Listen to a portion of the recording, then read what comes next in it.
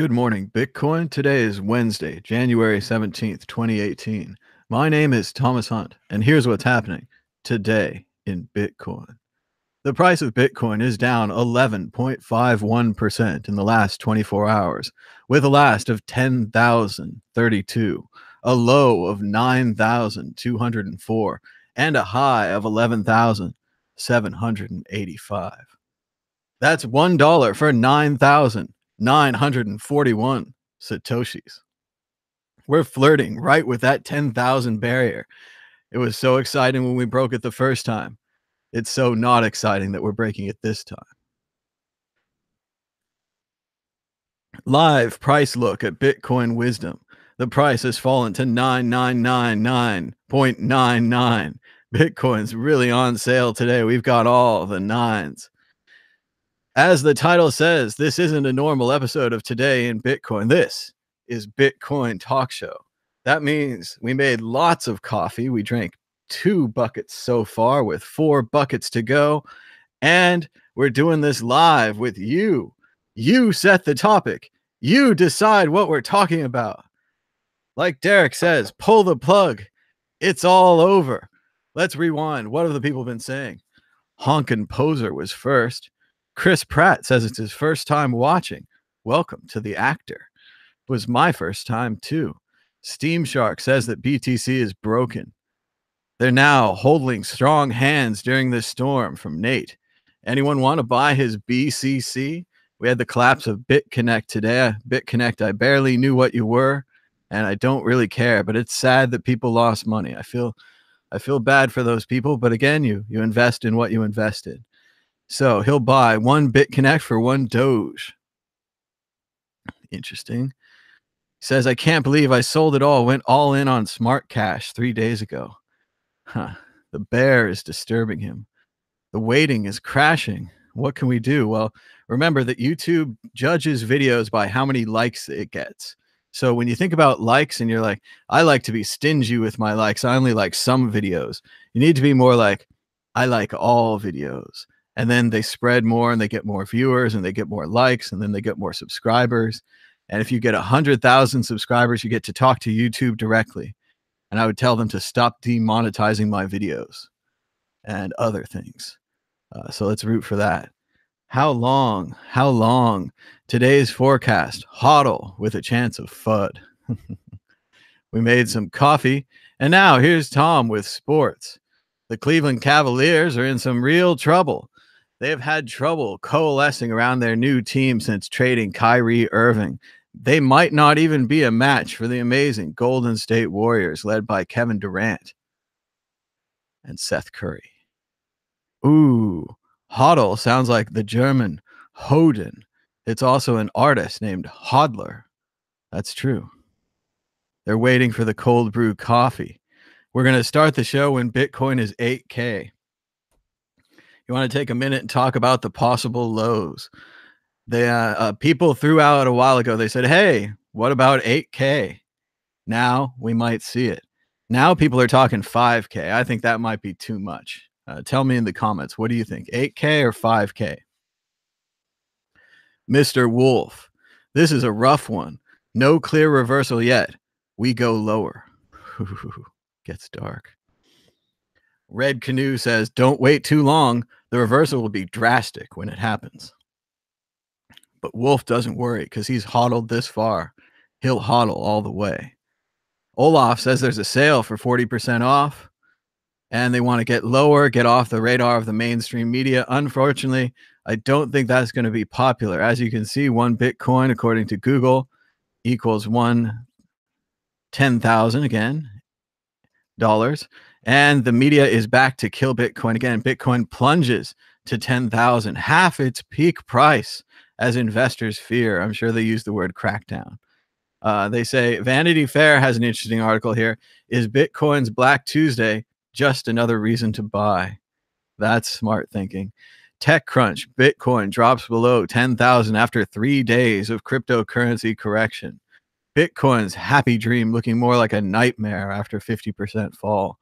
I love these headlines. Bitcoin sinks below 10,000 and is now 52% off. They almost had it. It's a 52% off Sale, 52% off. Sale. We've got more from The Economist. Everybody is talking about Bitcoin now. That seems like the thing. Red Canoe warns it might go up faster than it went down. The Wolf, they say it's the cleansing. We might bounce to 11K, then down more. No one knows where the bottom is. They're happy to reuse the Bitcoin 9,000 meme. That's been good. Olaf says 1,300 needs to be tested, according to Tone. Woohoo. 1,300 would be some pain. Mr. Byte says, it still hurts how Bitcoin moved exactly like a classic bubble. He hoped it would be different. Let's see. Classic bubble. Again, bring that up in case you guys don't know what that looks like. Spread a little pain. Fiat Punta says, this is the part where all looks lost. Super chat from Tune In, drop out. He says, price speculation will only take you so far. Implementing Lightning and more SegWit adoption is what's needed. And that's interesting because we do have this petition here that we were going to send to the mainstream media once we get 15,000 signatures, which according to our poll is the number of signatures that you need before sending a petition to the media. Right now we have 11,879 signatures asking Coinbase to prioritize SegWit implementation on the Coinbase Bitcoin wallet and GDAX exchange. So we do have that petition going. You guys should sign that at change.org today. What about Lightning? I see a lot of exciting things. I don't have the link pulled up right now, but obviously Blockstream announced a new product of some kind yesterday called a Lightning store, a place where you could build different Lightning apps. Sounded kind of like Coinbase's store that they built for Ethereum apps. Interesting to see the two camps going in different directions. But Blockstream sounded very interesting, and the Zap Lightning wallet continues to be developed. We've talked to Jack Mahler several times about that. He's working hard. Elizabeth Stark and obviously Ola are working hard on this. Or Lalu, sorry, I keep saying his name wrong. Roast beef. They got the whole crew going. So we hope for some more Lightning adoption. Red Canoe stopped buying when it went over 10K. So he started again when it went below. That's smart. Simple rules. They say Crypto Dent says that it was smart Chinese money selling at the highs prior to their new year and then the yearly January FUD. It's interesting. A lot of people are spreading this idea there's a yearly January FUD of Bitcoin. Maybe it's just tax selling. It's tough to say. Let's continue with the chat. We're almost caught up. Tim Avery is on telly. They say Keck. They say hello world. Poloniex is dead. Oh, and then the chat just jumped forward a lot. Let's see if we can get back to where we were. Let's see. Poloniex is dead. Okay, so a lot of people are saying that Poloniex exchange is dead. So let's see what's going on about that. So Bitcoin haters holiday, shake it off. Let's start by searching good old Twitter, see what's happening on there.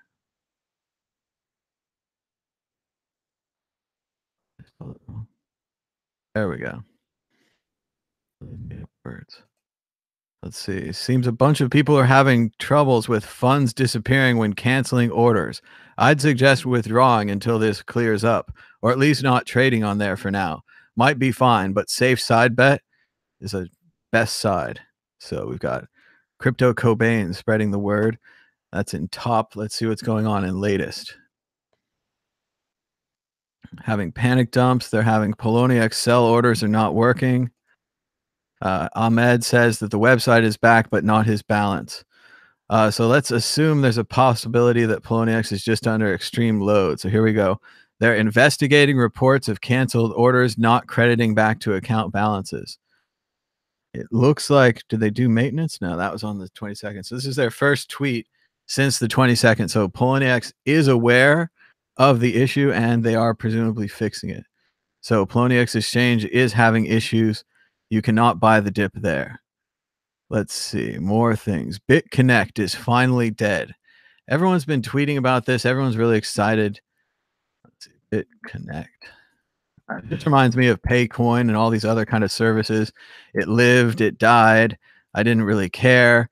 It was interesting, someone was sending us messages in the comments that someone at WCN has a BitConnect account or some kinda nonsense.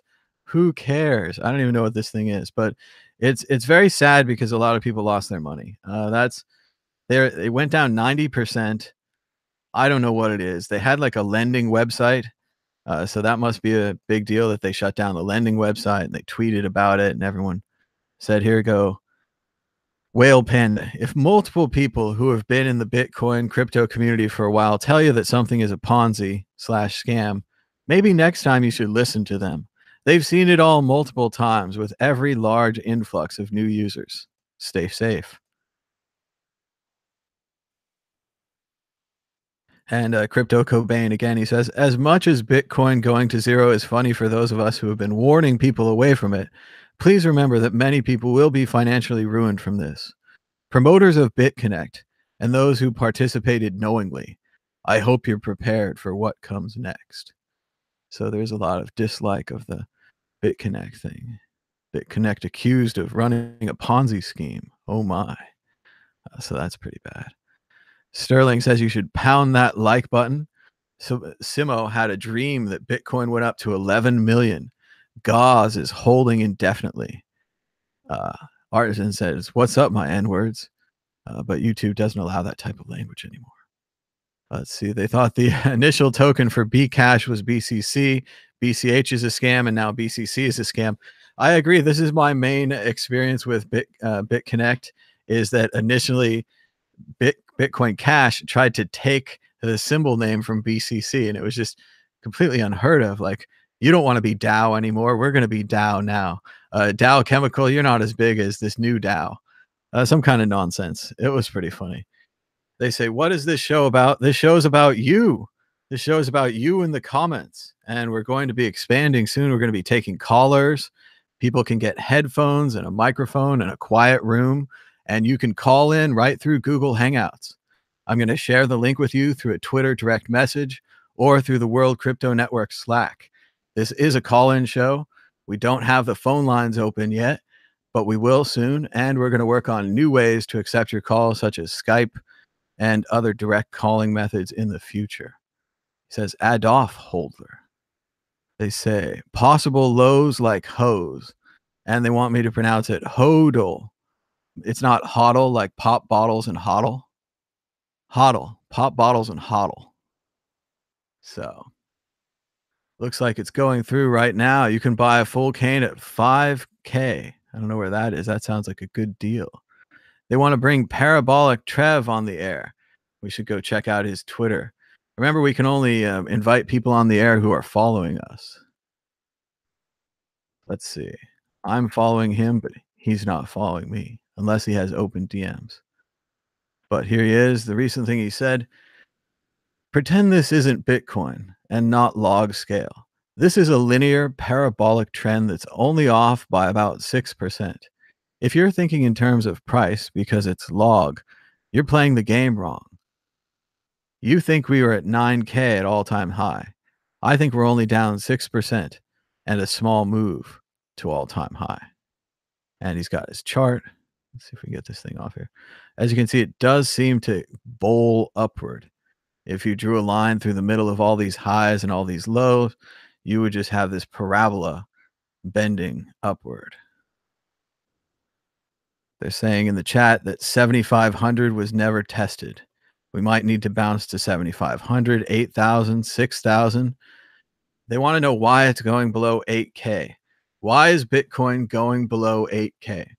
I think a lot of the reason people are telling me is because of the futures traders. Apparently in 2 days, the future contracts come in and they all made their bets low. And then they did whatever they could to keep Bitcoin low to work out for their bets. The other idea could be the January slump. A lot of people just sell in January for whatever reason. Could be taxes, could be beginning of the year, going on vacation.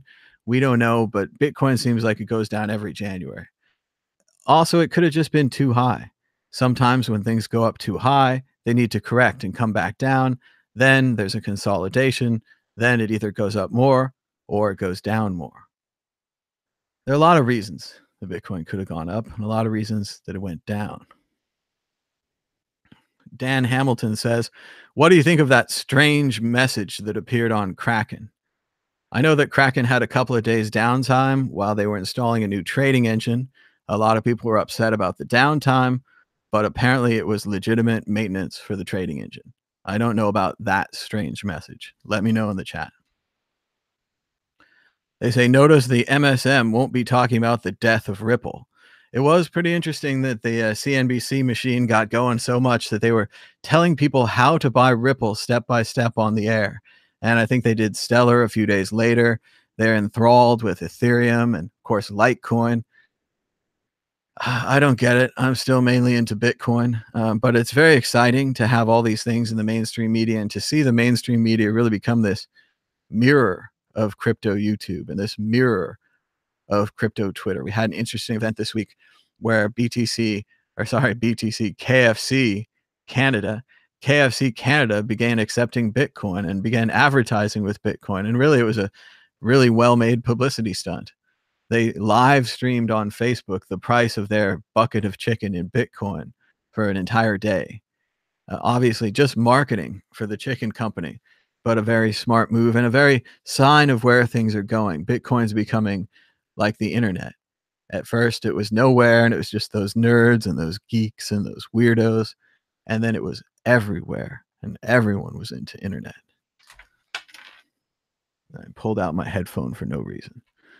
Just hodl, you should be fine in 6 months, says Mr. Wolf. Ben Kidd says, wait for the 2020 halving. We'll be fine then. 2020, got some time. That's only 2 years away. They're saying, what message? BTC to 40K within 5 weeks. There's a 2-month pattern, according to Chus. It's time to play the Bitcoin obituary song again. That's true. He's got hodl. Bitcoin plunges. Investors lose their shirts. He says, Aaron Kaufman says, it's mainstream FUD. The goddamn thing was 1K a year ago. Effing morons. Then there's a talk. Here's Sebastian says, what if it's the Chinese miners selling their Bitcoin as they have to move to other countries like Canada? That could be. We could be seeing more selling from the Chinese miners. Especially it could be the, well, we haven't talked about the Chinese FUD in the room. What if it's the closure of the Chinese over-the-counter trades? There's now less places to trade Bitcoin unless you can get your hands on a VPN. Do you have a VPN? I have a VPN. It was just that simple. So if everyone gets a VPN, they can still trade Bitcoin. Pete Scrat is long BTC, peeps. Captain James says 10K is still awesome. I got in at $400, and it wasn't that long ago. WKU says this happens every year for the last 4 years.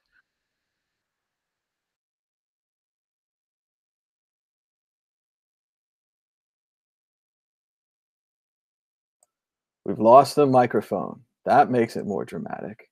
Let's see.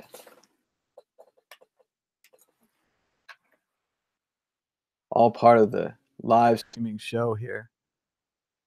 Let's see. Microphone back. I'm sure you'll tell me in the chat. This makes it more fun. It's these darn USB-C plugs. You can't touch them. They fall right out. Let's see. Is anyone going to buy BitConnect? It's oversold on a 9. Peter loves the sale. He's buying more and more altcoins. He's holding. They say zigzag on Lightning. Let's see. The microphone is back. Good. Going back to the chat. We're still working through the chat. Let's see. Oh, there's a good amount of chat in here. We're going to have to move quickly. But it looks like we might be joined by someone soon. But we'll see. They're hodling, baby. It's too long to post, but I fell asleep at my desk. In a dream, the ghost of a butterfly from the future whispered to me, the dollar hit 0 Bitcoin. And that's funny because I often think about Back to the Future and all the Back to the Future movies and the money and all that. And I don't you wish you could go back and tell yourself just to buy those Bitcoins earlier, to buy more of them? It seems so obvious. The minute we discover time travel, the first message that we're sending back will be a random message. Someone will see it on the side of the building in a puddle. Buy Bitcoin. and it'll be the 18th century, and they'll have no idea what it means. And we'll send it back to a Neanderthal, and they'll see it in the sky written in smoke, "Buy Bitcoin," and no idea what it means. Zazaza says there's a crypto sale and it's ending soon. Gin Rummy, Bitcoin has seen worse. Just because the value went so high, people panic about huge value swings. David Hamilton says you can Google the Kraken message. Joint Specialist TV got 3 inches of FUD overnight. That's a lot of FUD. That makes a big dirty mess. Byte says that he believes it will recover in a similar short time movement. Remember, that's the main thing that we're talking about here is how long is your time horizon? Have you invested your money in Bitcoin for today and tomorrow, or have you invested your money in Bitcoin for the entire year? When do you need your investment back? How soon do you need to buy whatever it is that you need to buy? And if it's soon, I guess you're going to have to sell. You're going to have to take some losses. If you can afford to hang in there, a lot of people still believe in this Bitcoin investment. A lot of the same people who bought it 2 weeks ago believe that they've bought the same thing and that they own the same thing. And once you get it off into a nice hardware wallet in a secure place like a safe or a safe deposit box, you really own those Bitcoin. And you really start to understand what Bitcoin really is. It's not just a Coinbase account that can be taken away from you when they change your phone number and they say that they're you and they break your 2FA. Bitcoin is a new way of holding value. And yes, the tweets are making fun of us. We're losing value in our store of value. And yeah, that's fine. It goes up and down. It's an exciting new thing like Facebook stock when it first came out. When Facebook stock first came out, they didn't let normal people invest in it. Normal people would see their Facebook stock go to almost zero and say, "My God, what have you done with my money?"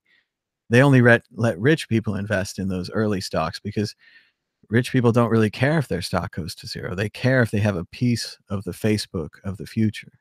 And that's what you have to say here. Do I have a piece of the money system of the future?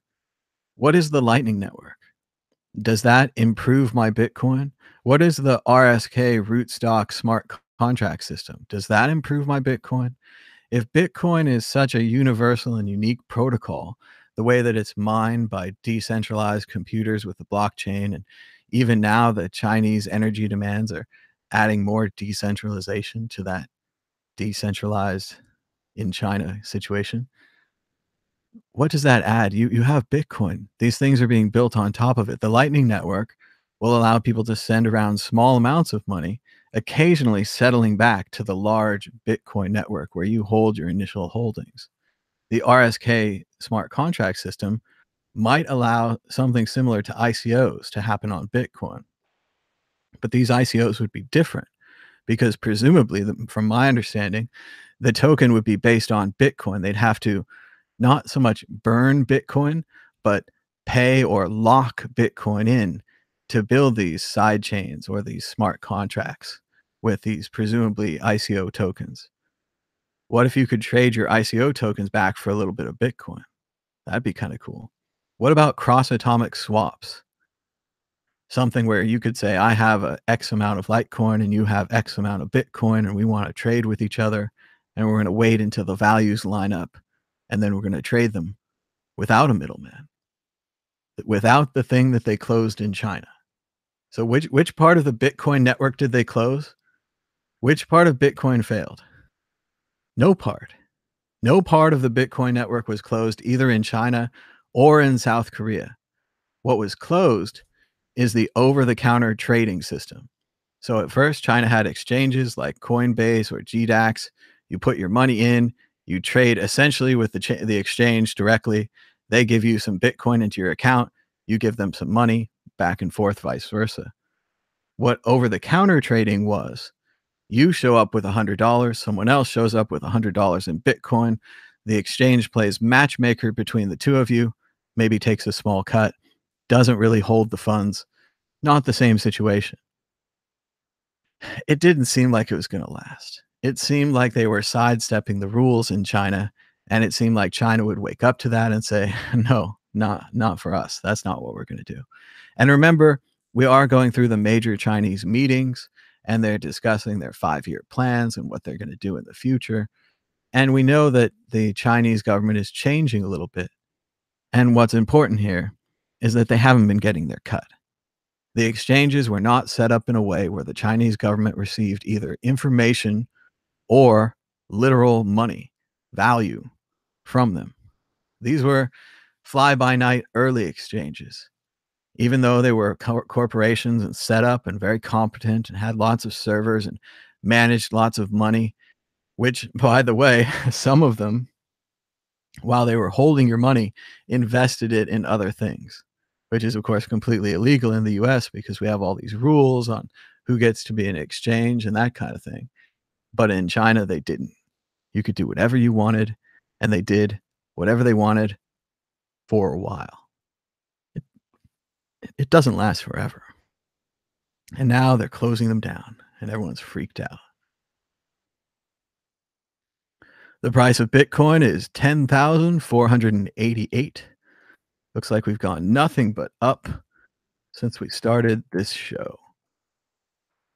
Let's zoom in a little bit more. We see that we hit a floor of 9,222 before rising to a top of 10,502, falling back down to 9,777 and rising to almost 10.4, 10.5. We might be breaking out of this floor, or it could go down more. Who knows? Let's keep going. Epic Meditation says there's 3.5 million Zcash on Poloniex. Mikey Likes Music says Bitcoin will be back to 14K tomorrow. He's got a crystal ball, he can tell. Raoul says, ever since the futures entered the Bitcoin market, they've effed up Bitcoin very hard. Could be the spam orders. Maybe we just ran out of buyers. How many of you people are actually buying? And this is one thing I'd heard.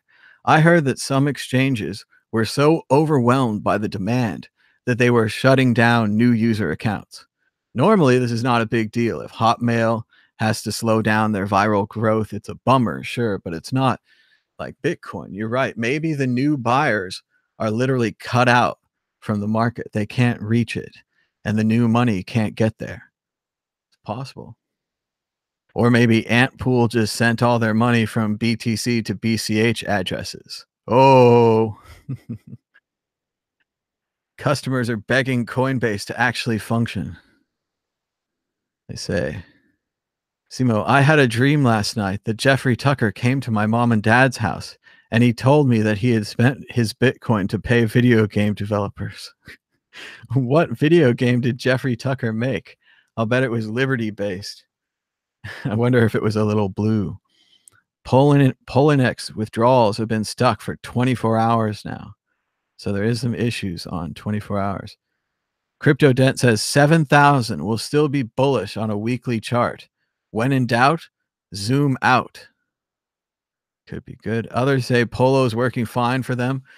It could be sometimes they block large withdrawals and they allow small withdrawals through. That's like during the Mt. Gox situation, I was able to withdraw a few $100s, but they didn't let out the $10,000 ones. It could just be that. BCC was an expensive experience. Well, at least hopefully you had good fun and a good rise. They say this could be natural selection. Maybe that has to do with the altcoins. Looking over, let's see if we can get some coin market cap action here and see what's going on. Ethereum down 13%, Ripple down 16%, Bcash down 17%, Cardano down 12%, Litecoin down 13%, Neo down 13%, Zem down 18%, Stellar down 15%, IOTA down 13%, Tron up 11%. So go figure. There's the only bit of green on the board. Tron, something called Sia Coin, has a 14% jump. Going all the way down to number 33 for Smart Cash, went up 70%, whatever that is. There are so many coins. Denta Coin, Nexus Coin, Elf. So if you can buy yourself some green in the midst of this red, you must be obviously manipulated and not connected to the rest of the market. So I wouldn't count on Dentacoin saving the day, but who knows? Let's see how we're doing on the petition. to prioritize SegWit implementation on the Coinbase exchange. Still around 11,873. Very good. Let's see. What do you guys think of Kin? It was a fun platform. It was on Ethereum for a while. Somewhere else now. 1 trillion coins. They say Tether just printed $100 million or 100 million tethers. Wow. It's pretty amazing. BTG is going to go up. Is this live? This guy has a lot of questions, and they are all about Richard. Let's hear them, because I'm not Richard. Mad Bitcoins. What's your 2018 resolution? That's a good one. I think, is it about improvement or is it about just keeping doing what you're doing? I think that January is a good time for resetting your habits and your schedules, going through your calendars and your to-do lists, trying to see what you've been doing, what you haven't been doing, cleaning a lot, getting rid of stuff. But as far as like a resolution seems more like a thing that's not a system. Resolution things seems more like a thing designed to fail. Like I want to work out more. You need to be more like, I want to have a system that gives me the time and the schedule to work out more healthy. That's a lot better than a resolution. So, yeah, I want to work out more. Nah, I think goal wise, I tried to read 100 books last year. I read about 86, but 20 of them were comic books. So same goal, 100 books this year. Although I'm not that focused on it, I could have tried to read harder. I could have gotten through more books. Go to Italy. That's a good goal. Things like that. Do more shows. Hey, I'm on TV. Gotta spend my chance carefully. FB Cash. Oh. Hodl to the moon. The dump was brutal, but the bounce will be epic. And we're waiting in before the awkward call-ins. That's true. Phone me for phone sex. I mean, crypto love. Yeah, there we go. Rolando Tech is right. You wanted a cheaper transaction, and there you have it. They want it pronounced Hordle. Hodl. Mikey likes music. Bitcoin will be back to 14K tomorrow. I'll drink to that. Here we go. This is wholly a higher money cabal. They are moving the ball down. Trav is the man. It's a good time to buy the garbage coin XRP. I don't know. When will Andy Hoffman switch teams and start shilling for Ripple? I hope he won't. I hope that he joins the Bitcoin team and understands. I don't know. Do you want to say it's the maximalist way? I don't know how far down that rabbit hole we want to go, but there is a basic idea. I don't think maximalist is the right word. Let's go more utilitarianism, that Bitcoin is the most useful tool. Therefore, if it's the most useful tool and the strongest network and the biggest value and all these other things, it'll continue to be the most useful tool. So people will build on top of it. I mean, a lot of people think Ethereum is that. So we're seeing different sides to that argument. No loss picks out there. Buy, buy, buy. How much do you want to settle on? 5 times, 10 times? Hold them all. 2018 is going to be a nice year, says Louis De Palma. HODL is an old BTC-E thing inspired from Hodor. Not so sure. I mean, I think the HODL thing was a typo of someone trying to spell hold, but they spelled HODL. And then the Hodor, hold the door, kind of a spoiler, gets worse if I actually tell you the plot and the horrible realities of what Bram did to Hodor. And if we went deep into Game of Thrones here, which we could, this is Bitcoin Talk Show, and I don't even have a co-host. But we're not going to go full Game of Thrones. You jumped my question, lol. Well, that happens. If you really want to get your question through, of course, you should super chat your question. For the BCC victims, Michael Davis has an important announcement. He says, call the suicide prevention helpline at 1-800-273-8255. Stay away from tall buildings and guns. And that's true. If you've lost, over $100,000 in BCC and you feel bad, it's going to be okay. It's going to get better tomorrow. There's other investments. There's other ways to make money. You can just work and Pay off your debts and your family will forgive you. It's not that bad. Give it some time. Call that phone number. Last summer, they were planning on ending the year at 5 grand and it shot way past that. Now it's coming back to reality. More profits ahead.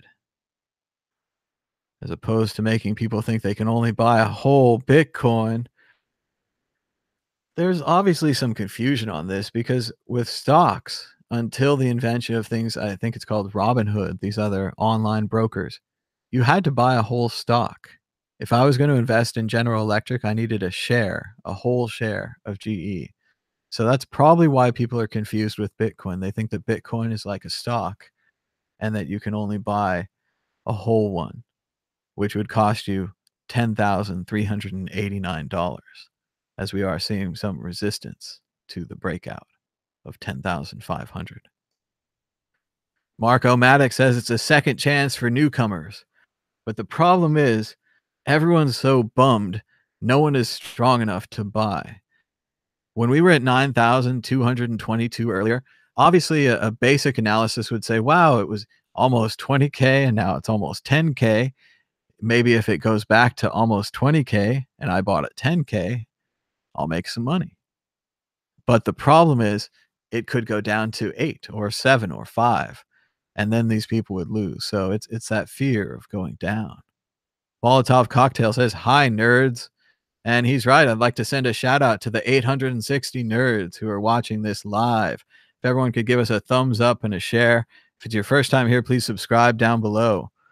Grooves Poker says, when is Bitcoin going to stabilize, Lowell? When minefields become treadmills. Now they're saying the BCC victims are holding on to a coin called Davor. Never heard of that. Although I did hear that the Davos, Switzerland rich people convention is going down. That's always good for Bitcoin. Maybe someone will talk about it there and buy some. Talking about how the Ripple logo looks like a fidget spinner. Robert Rose says that it's pure manipulation. The Wall Street banksters now have futures to manipulate the tiny Bitcoin market, much like they do with the larger gold market. They want to kill Bitcoin and usher in a new world order centralized cryptocurrency. Interesting idea from Robert. Dan Sand says BTC will always be manipulated so long as users value the USD price. Bcash proof of scam algorithm. The chat is far behind, but we're catching up to the chat. The BCC buyers got fingered by Glenny and Craigie. That doesn't sound pleasant. Dan Sand says organic growth will trump manipulation and create a market.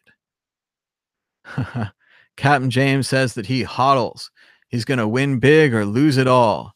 F it. He's all in. And someone just sold their silver to buy more cryptos. Could I say BitConnect for your users? No one cares about BitConnect. I mean, it's sad that these people lost money. I feel bad if you lost money. But mainly, I think that people should buy and hold Bitcoin.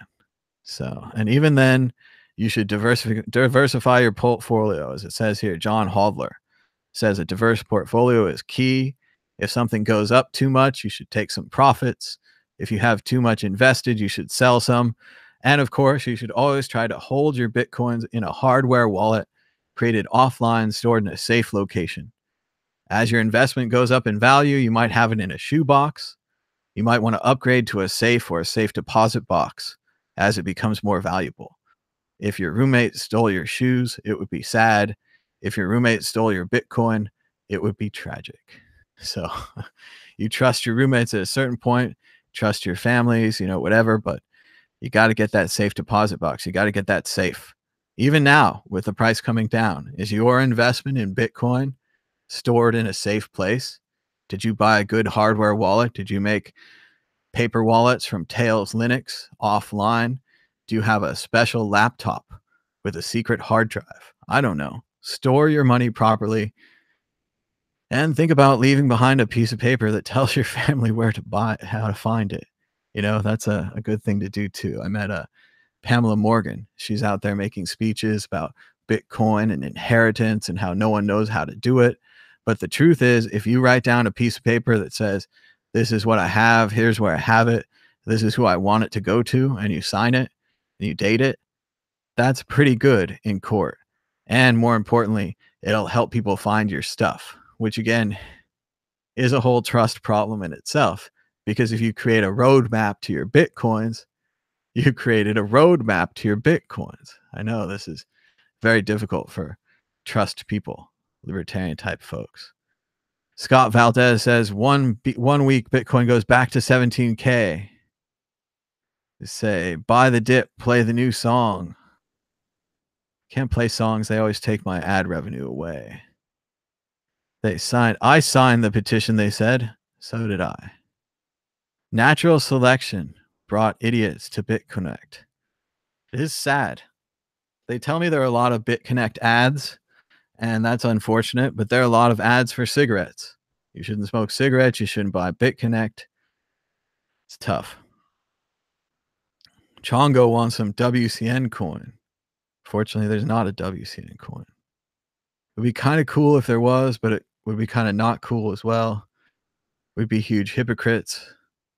But if we had like $1 million in WCN coin, it'd be neat to have $1 million. You know, not saying that wouldn't be cool, but it would be a utility token, have to have value and all those things. Looks like Bitcoin 10,591. Zooming in, we might be breaking 10,600. This would take us out of the previous, but it's not that far above the 10,800, which was the previous spike before 11,497. I'm not sure if we've reversed the trend yet. It's encouraging. I mean, it's nice. You turn on a show, you're supposed to talk about Bitcoin, the price is going down, you got a bunch of depressed people in the audience and you're trying to pick them up. It's nice the price goes up a little bit. You know, I don't think Bitcoin's a small enough market. I was in Dogecoin pretty early, where that you would buy stuff on the exchange and the price would start to go up, and then you try to buy more and you couldn't buy it, and you're buying into your own buys and you were stacking in the market yourself. I don't think Bitcoin's like that, but it'd be nice if somebody was out there watching and they were like, let's just make it nice for the talk show. Let's give the talk show a little boost, have the price go up a bit. We did have a super chat here for $10. Thomas Dieter says, do you believe that Bitcoin becoming 100% digital store of value helps balance out a fiat digital global economy? Thanks, and hodl. Okay, so we're going a lot for this question. So let's see what we got here. So first, I want to say 100% digital store of value. I think what's interesting here is that when Bitcoin came on the scene a few years ago, a lot of us said, my goodness, it's a Swiss Army knife, right? And a Swiss Army knife has knives and it has scissors and it has a saw, has a whole bunch of stuff, right? Bitcoin is like that. It's a tool with a lot of different uses. So in the early days, we said, hey, merchants could use this, and hey, buddies could use this to pay each other back, and we could send it as remittances overseas. And that was true while it wasn't that popular. The problem is Bitcoin became too popular, and we ran into this scaling problem where there's too many transactions. Now, why are there too many transactions? A lot of people think that the spam came from the miners who would then get the spam back.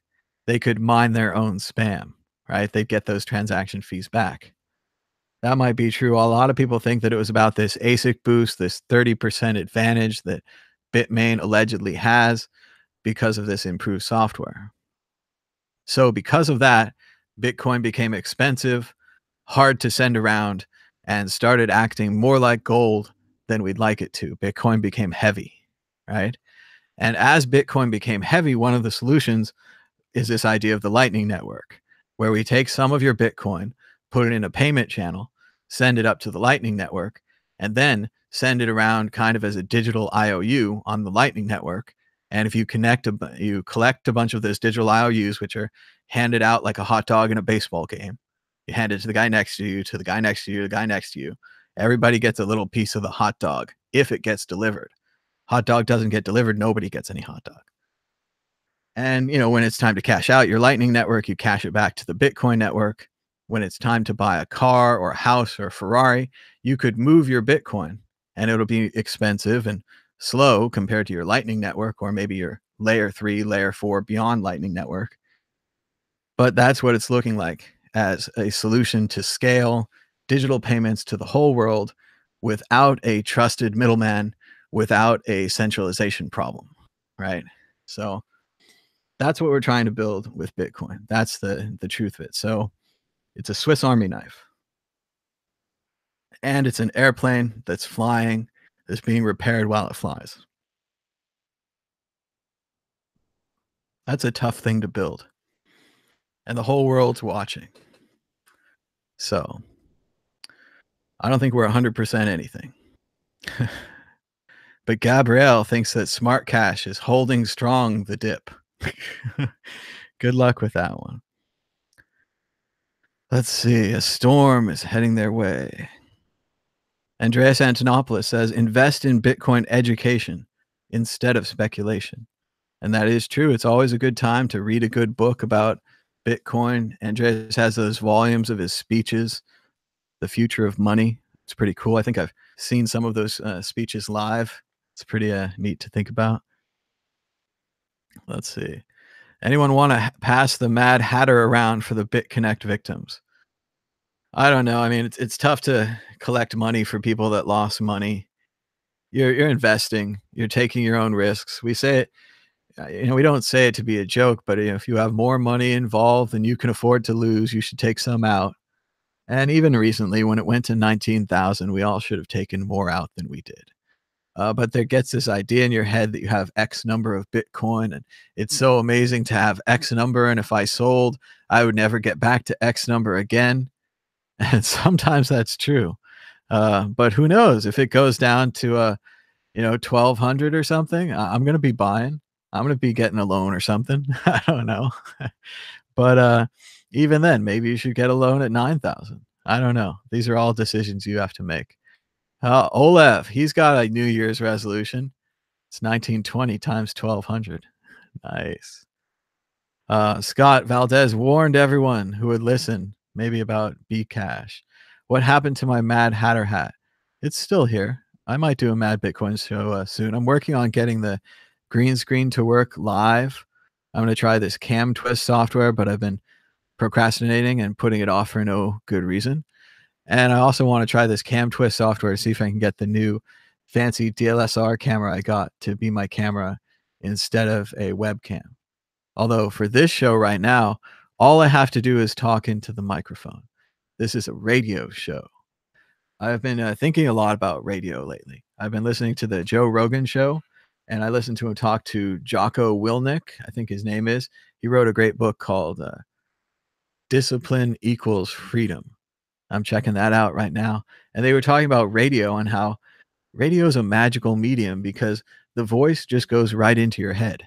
You have to create the picture. If I'm going to describe the little blue bird that just landed on the shed outside my window and the gray sky and the wind blowing, I could have made it all up except for the wind, or vice versa. It's the magic of radio that we can draw those pictures in your head. So I'm trying that out. Although I put on my suit anyway, in case I had a guess. What comic titles do you read? That's a good question. In the 90s, of course, I was involved in the whole X-Men revival, X-Men issue number 1, which got me into X Factor, X Force, and The Amazing Spider-Man, Spider-Man 2099. Then they did a big crossover series, The Executioner's Song, and it became too expensive to buy all of those comic titles. So I went out after that. I was like, all right, you burned me out, you bastards. And it also, not to brag or anything, but I read pretty fast. And I would read a comic book in about 10 minutes. And maybe I didn't look at the pictures enough, or I wasn't contemplative enough, or appreciating the art. And some comic books are certainly art, like The Watchmen or Dark Knight Rises, things like that. But no, I would just read them in 10 minutes. And then I said, am I really getting my value out of this?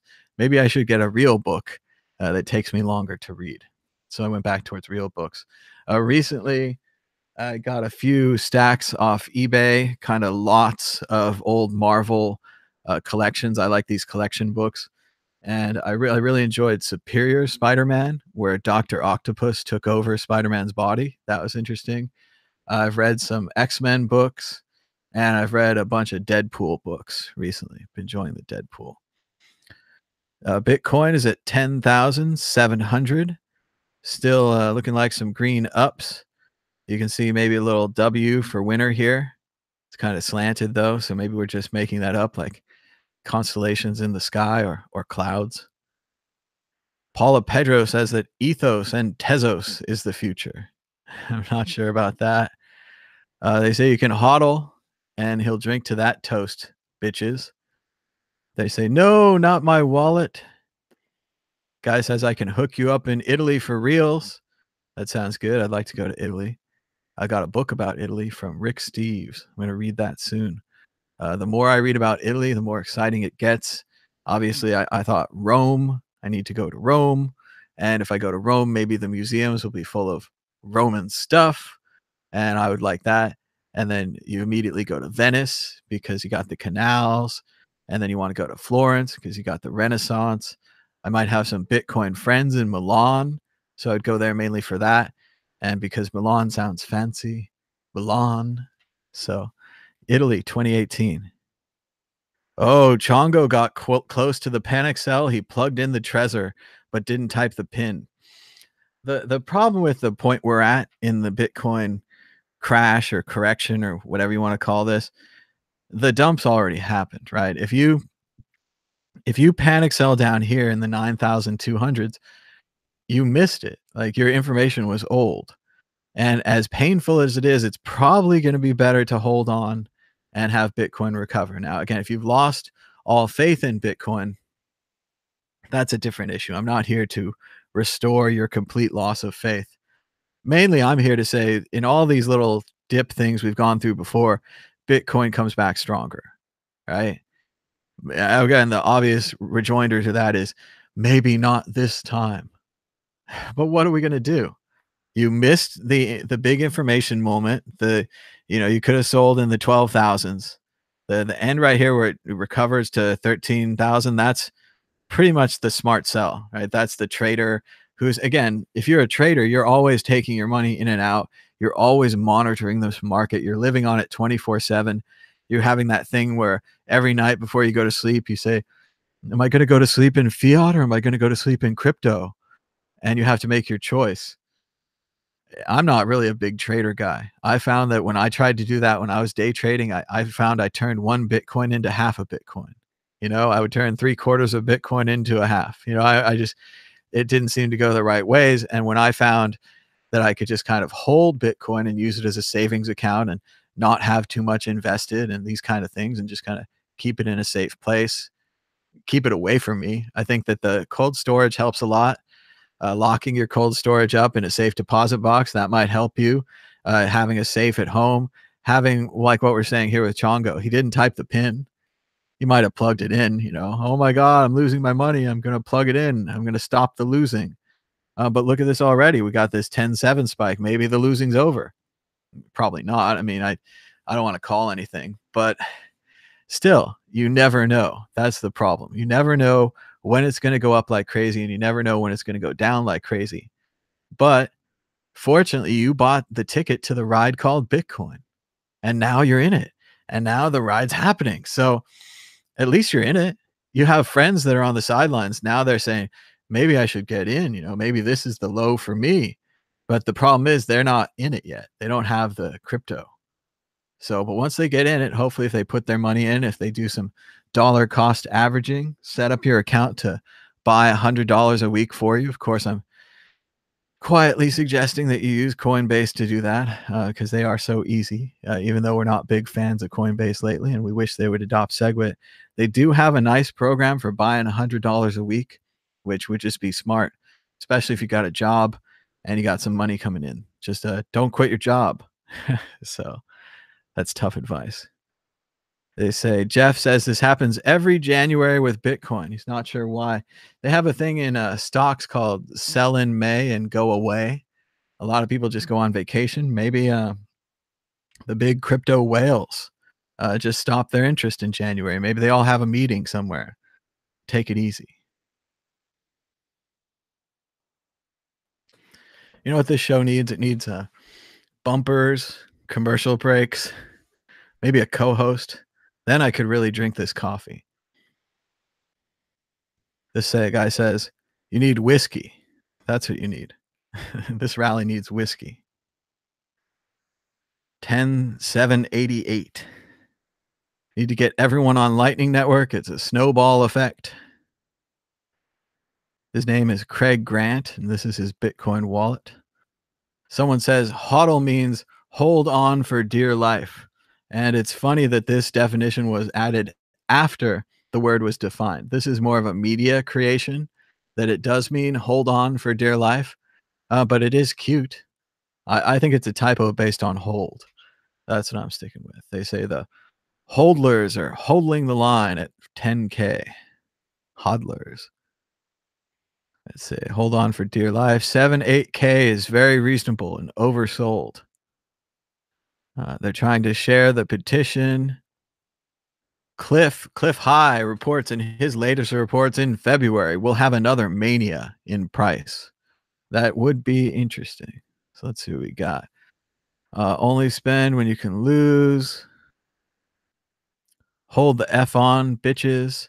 Any word of a mainnet Lightning wallet yet? I think they are testing on the mainnet. I think that the ZapNet wallet is live. I've seen a lot of people saying there's some kind of app you can use to practice buying coffee. Something else you can buy a sticker. I think it's getting really close. And I think the thing yesterday with Blockstream, although I haven't had a lot of time to read about it, was very interesting that they had created some kind of an app store for Lightning apps. And that this is how Blockstream is trying to encourage a open ecosystem of Lightning apps. Let's see. Someone had 100K. It probably took 20 years to save all that. Yeah, it's very sad. Dennis Hoff, who has 7 such legal establishments across Nevada, said he's exploring Bitcoin as a payment option due to demands being made by their high-end clients. And Epic Meditation doesn't say here, but Dennis Hoff is the owner of the Bunny Ranch, I think, Electric Bunny Ranch, Pink Bunny, I don't know, something like that. The Bunny Ranch in Las Vegas. It's a brothel. So he's looking into Bitcoin. Also, I've heard that brothel coin, Legends coin, something like that, is really taking off. It seems like another one that you go back and you hit your head and you're like, what was I thinking? Not just buying, $100 of that garbage. They're going to make a stripper coin. Oh, that's going to go up in value. And a lot of these altcoins, they do seem to go up in value. It's pretty strange. They're hoping that Trev does a community takeover fork of BCC. That would be pretty funny. Well, if it'd be a fork, you'd give it to all the hodlers that were still holding that thing. And that would be painful. But again, what would you do? Just pump it up again so everyone could get their money out and then watch it fall again? Good luck with that. We got a lot of thumbs up. Everyone should give us the thumbs up. When the sellers are exhausted, BTC will stop falling. And they're saying, nerds, I'm placing bets in BTC. We've had nonstop FUD for weeks. BCC has been attacking the network. New money is stopped out at the exchange level, and everyone is scared where the bottom will be. Bill Guerra says, hold. Here we go. Mohammed says, my question was about USDT 24-hour volume. Why is it 5 times the total supply? Okay, so I assume this means USDT Tether, the Tether currency. And remember, Tether is supposed to match a USD amount of dollars. I don't know exactly how it works. I think that Bitfinex or someone has a bank account. They store dollars in there, and based upon the amount of dollars, they print Tether.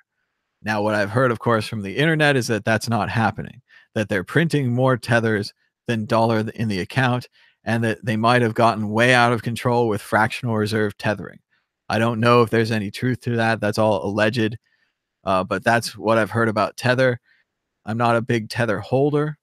I think that it's a neat idea that you could hold a USD equivalent token on an exchange, but I do think that at the end of the day, it's going to require trust. And that's what that link is there to the external bank account. You're trusting in Tether, you're trusting in whoever owns Tether, and their banking relationship, that they can maintain that banking relationship, that they can maintain access to the dollars that are backing your token or whatever Tether is. So Aaron Kaufman says, Bitcoin is hitting the mainstream when The Onion does an article about it. That does sound good. Thomas saved Bitcoin. Bitcoin goes to 10,877. And it's clear that this show is saving Bitcoin single-handedly by refusing to go off the air until the price recovers. Let's see. Crypto Observer says, why do you always say hello to Bitcoin itself on the beginning of the show? Do you think it's watching? Yes. And Satoshi. Satoshi could be watching. And Bitcoin is all of us. And of course, Good Morning Vietnam, the Robert Williams movie. He's great. So Robin Williams. So I had to pause the live stream earlier, and I've been catching up on double speed. You sound like you sucked up a ton of Coke, and now that it's back to normal speed, you sound good again. Excellent. My nose is a little clogged up. I'm not enjoying that, but what am I going to do? Pause the stream, blow my nose, pause the stream, drink more coffee? I could just talk some more instead. Maybe have some coffee.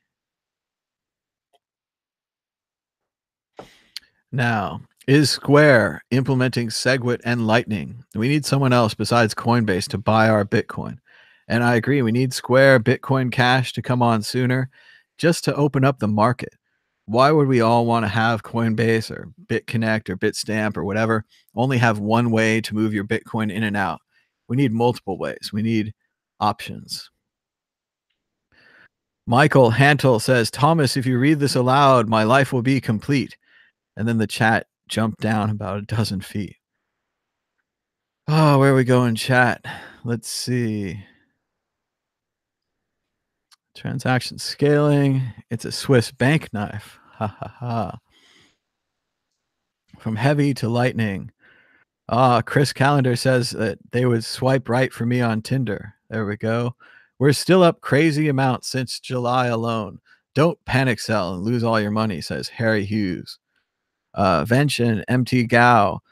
I'm up huge this year. Can't wait for the Lightning Network, though. Man, am I exciting. Does the Lightning Network mean centralized lines of trade? This is where the complexity gets in. The Bitcoin network is still the decentralized distributed option, right? You can always pay more money and send Bitcoin. If you need to buy something from the new Silk Road or whatever they're calling the new Silk Road now, you could use Bitcoin. You could buy it from local Bitcoin. You could pay more transaction there, pay more when you sell it, etc. You're basically buying your pseudo anonymity. Or you could use the Lightning Network. Now, it's my understanding, as a basic understanding, that the Lightning Network is going to have a hub and spoke model.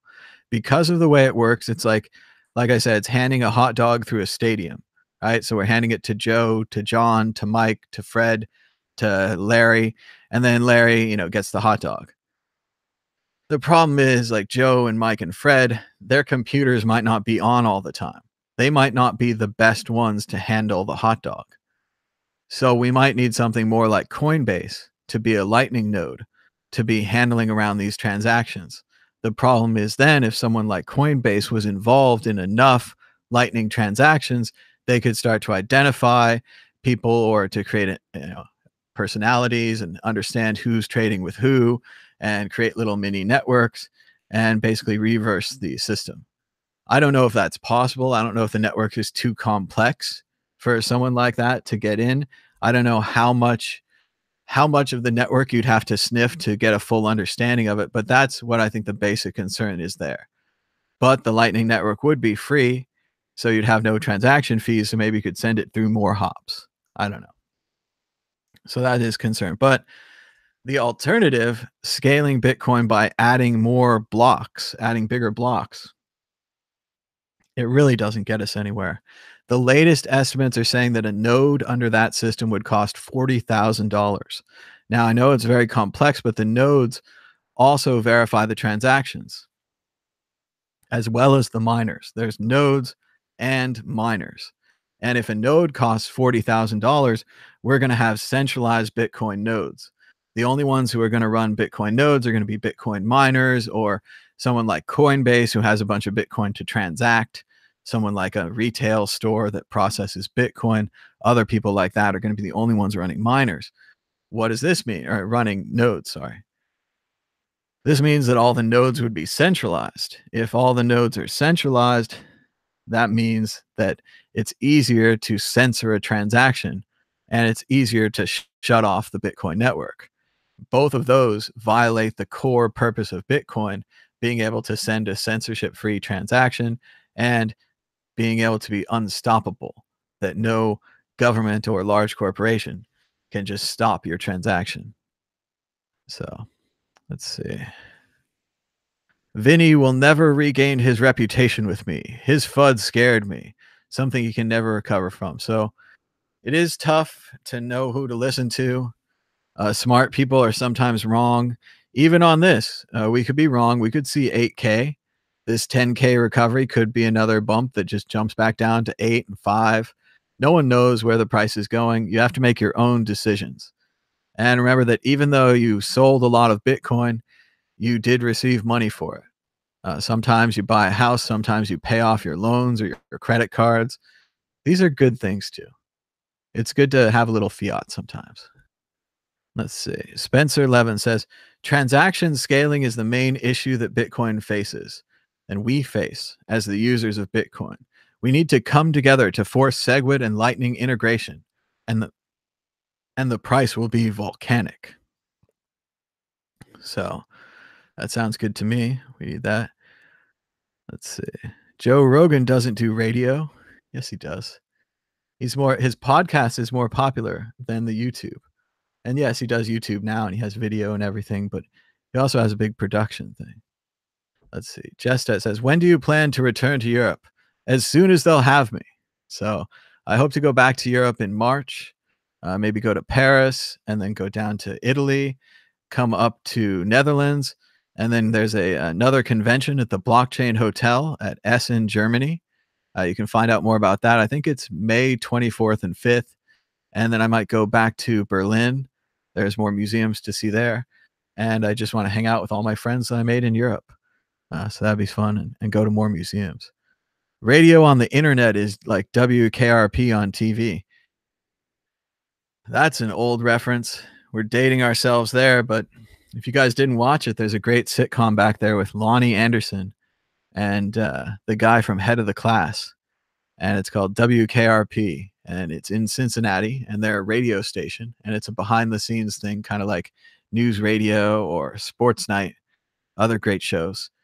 And it's just a madcap, wacky radio station. So I'd say Sesame Street, that's a good show. A millionaire in dollars means nothing anymore. Let's see. Posterior Spider-Man was weird. That was a strange one. Let's see. Jestet says we could go on all day long. Have a genuine radio voice. Oh, half the commenters think that. Some disagree. So, but I do have a new microphone. So thanks so much for your donations. When you donate to the show, we try to buy things to improve the show. And one of those things was a new microphone. So check that out. Sergio says, Italy is really good. Rome in the spring is the best city in the world. So I would like to go there. Any plans to come to Ireland? No plans right now.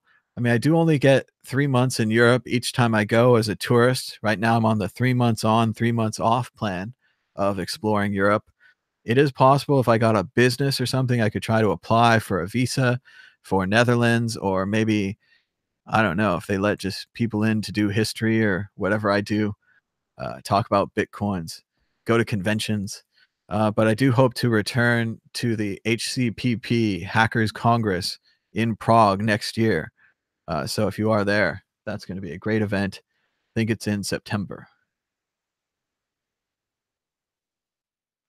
We pause for coffee identification.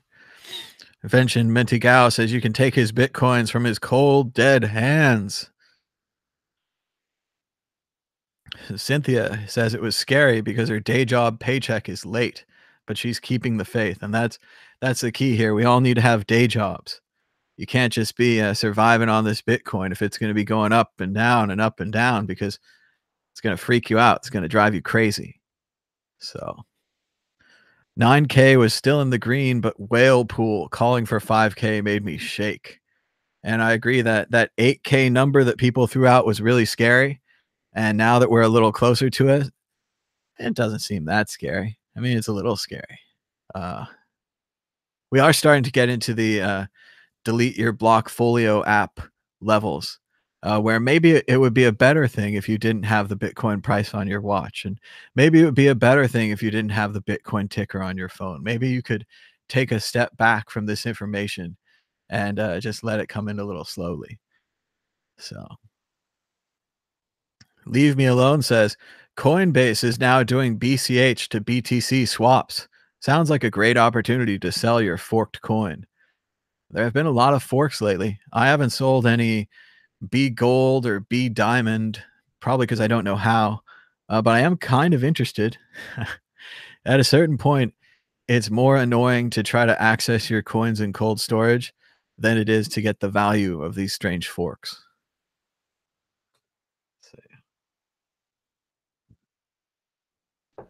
Thoughts on IOTA? Not very many thoughts on it. Had some when it was cheaper, sold it when it was more. Now it's worth tons more. It's locked up in that one exchange. You can only get it through Bitfinex, right? And they closed all of their US customers. So that's a little strange.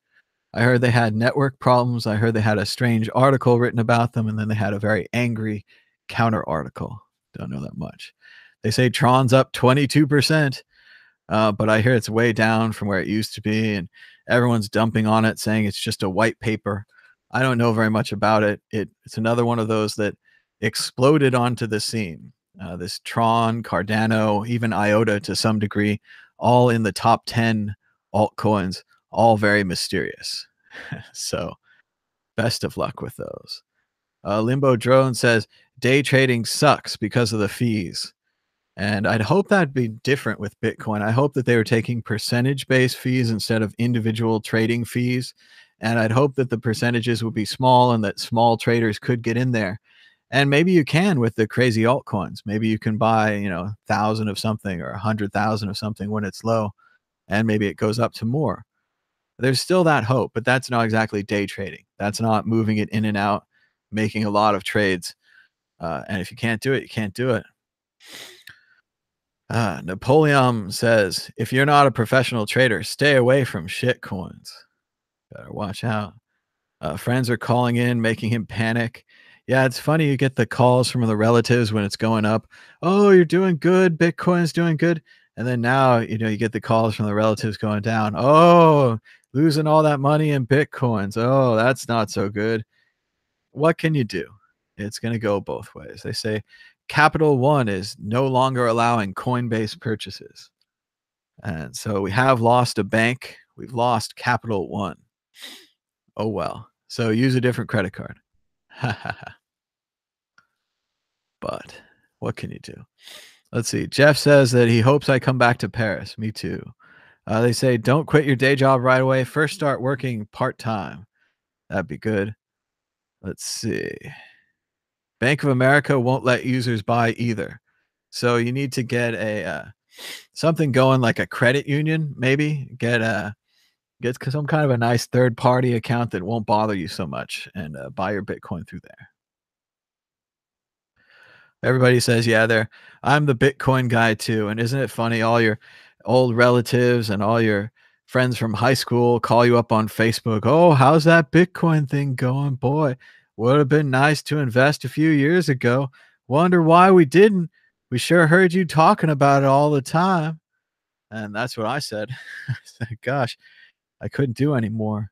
Oh, maybe the Bitcoin price fell after the Big Bang Theory episode was based on future knowledge. But remember, they were still very happy to have their old Bitcoins. They'd mine them on an early computer, and they were psyched to have them and split them up amongst each other. But of course, the USB drive was lost and then reformatted with all of the Bitcoins destroyed. A tragic end to the Big Bang Theory. I guess that's a spoiler alert.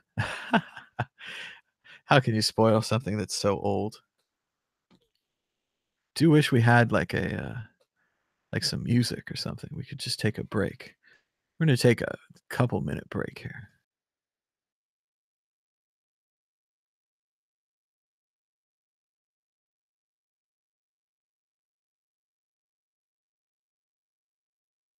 You're listening to the Bitcoin Talk Show on the World Crypto Network. You can donate Bitcoin right in the corner of this episode. And Bitcoin is on sale. Your donations might just go further.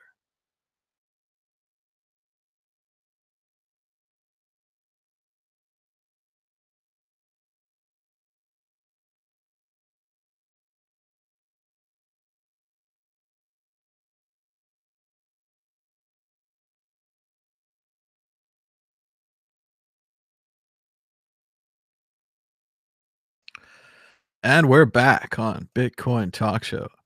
That chart does not look good. What did I miss? Roger Ver is Shane Botwin. Little Weeds, the television show reference there. That is absolutely not true. See Andreas commentary on the last week. Open a Lightning channel for donations. That's a great promotion. Buying coffee when it reaches 15,000. Fees mean nothing. Maybe Amazon could open a Lightning channel. Mark Cuban says the Mavericks will accept Bitcoin next year. That's pretty cool, but they're just playing catch up to my Sacramento Kings. It's accepted Bitcoin a few years ago. Mad Bitcoins even went to a basketball game. It was amazing. There's videos of it everywhere. Everyone is spineless, but not me. They say that this crash is because of BitConnect. They knew they were shutting down and took everyone's Bitcoin and cashed out. That's why only new users will get their money back. That could be. Also, remember the thing they're saying about BitConnect is they're saying allegedly that it's a classic Ponzi. And let's just go over our scams again. And remember, Bitcoin is a chance for everyone to learn about scams, con artists, stock swindles, market manipulation. The reason that we have regulation, boys and girls, the reason for the robber barons, the reason for greed, all of these things we learn with Bitcoin. And remember, a Ponzi scheme is where you take the new money to pay off the old money. So you say, I've got a great deal. I'm going to invest in some stocks. You should give me money. And then they give you money. Then new money comes along and says, oh, I've heard you've done really well. I'd like to invest too. You take the new money and you use it to pay back the old money. Now the old money thinks that it's making profits. Maybe they'll reinvest. Maybe they'll tell their friends and they'll tell their friends and they'll tell their friends. And that's a Ponzi scheme. So I don't know. I don't know the details of BitConnect, but they're saying it's a Ponzi scheme, which means that the new money was coming in to pay the old money. And that's like the game musical chairs. It works well for a while, but they keep taking away those chairs. And pretty soon there's nowhere to sit and the music is stopped. A $1.8 million swing this week. What a time to be alive. Bianca says maybe the noobs are dumping their cryptos for Telegram coins. That could be. Telegram ICO, $1 billion ICO, one of the largest existing chat apps. Everyone loves Telegram. Why wouldn't you love Telegram ICO? Maybe because they don't need a coin. Maybe because it's not a real blockchain. Don't worry about that. You'll love Telegram ICO. Everyone loves ICO. They say if that's the case, Tether will implode sooner rather than later. And once again, Tether is the ultimate example of keeping your coins, keeping your money on an exchange. When you hold Tether, you hold the promise that they hold USD and the promise that they've been printing them properly. And that's a lot of promises for a Bitcoiner to hold. You might want to hold Bitcoin instead. But again, everyone should make their own choices. They say more EOS, 400% gain when the market corrects. A lot of people think that the altcoins will come right back up if Bitcoin comes right back up. A lot of people think that the altcoins went down more. So maybe they'll come back up more. I don't know. We look at this right now, the new numbers are in. We're seeing only 4 to 7% swings, 12% swing for Bitcoin Cash. So we are seeing smaller moves. Maybe things are leveling out. And if we look back at the price of Bitcoin since we've started this show, it's gone nowhere but up. We're at 10,812. Maybe a breakout. The chart is showing a W for winner. It's a big giant W. Scott Valdez says, I'm calling it. The bottom is in. Go back to sleep. That sounds pretty good, but now it's the middle of the day and I drank all this coffee. I'm totally awake. They say, Design Flaw says, we are Bitcoin. That's right. How much damage do you think BitConnect will do to cryptocurrencies in general? Oh, unfortunately, we might have to add a new step to our newbies entering cryptocurrency 5-step plan or whatever it is. And this new step would be something about invest in something that's not Bitcoin, have it go up, have it go back down, lose all your value, be sad about it. Then realize that other cryptocurrencies, Bitcoin, diversifying, investing in multiple things, maybe that's the right answer. So, no, I don't think BitConnect going down is going to damage Bitcoin. I don't believe Ripple going down is going to damage Bitcoin. All of these coins seem to go up and down. I mean, if Ethereum went to zero, I don't think it would really damage Bitcoin. If it did go to zero, it would probably be because the RSK smart contract platform replicates its features and does it on the Bitcoin network, which I think is a better network. So it would be interesting. It would be dramatic, but it would be another one of those points where all news is good for crypto. There's no such thing as bad news. Look at crypto NBC. CNBC used to not care about crypto at all. You'd say, this Bitcoin thing is the most exciting thing. I read the paper. I'm so excited. And they would say, oh, we don't care at all. It's a Ponzi. It's tulips. It's a scam. And you'd say, no, it's not. You read the open source code. You read the software, all this information, all these videos. Watch an Andreas video. And they would say, no, no, we don't watch those. But now everything's changed and they're completely on board. So it does feel very different now. What makes this crash different?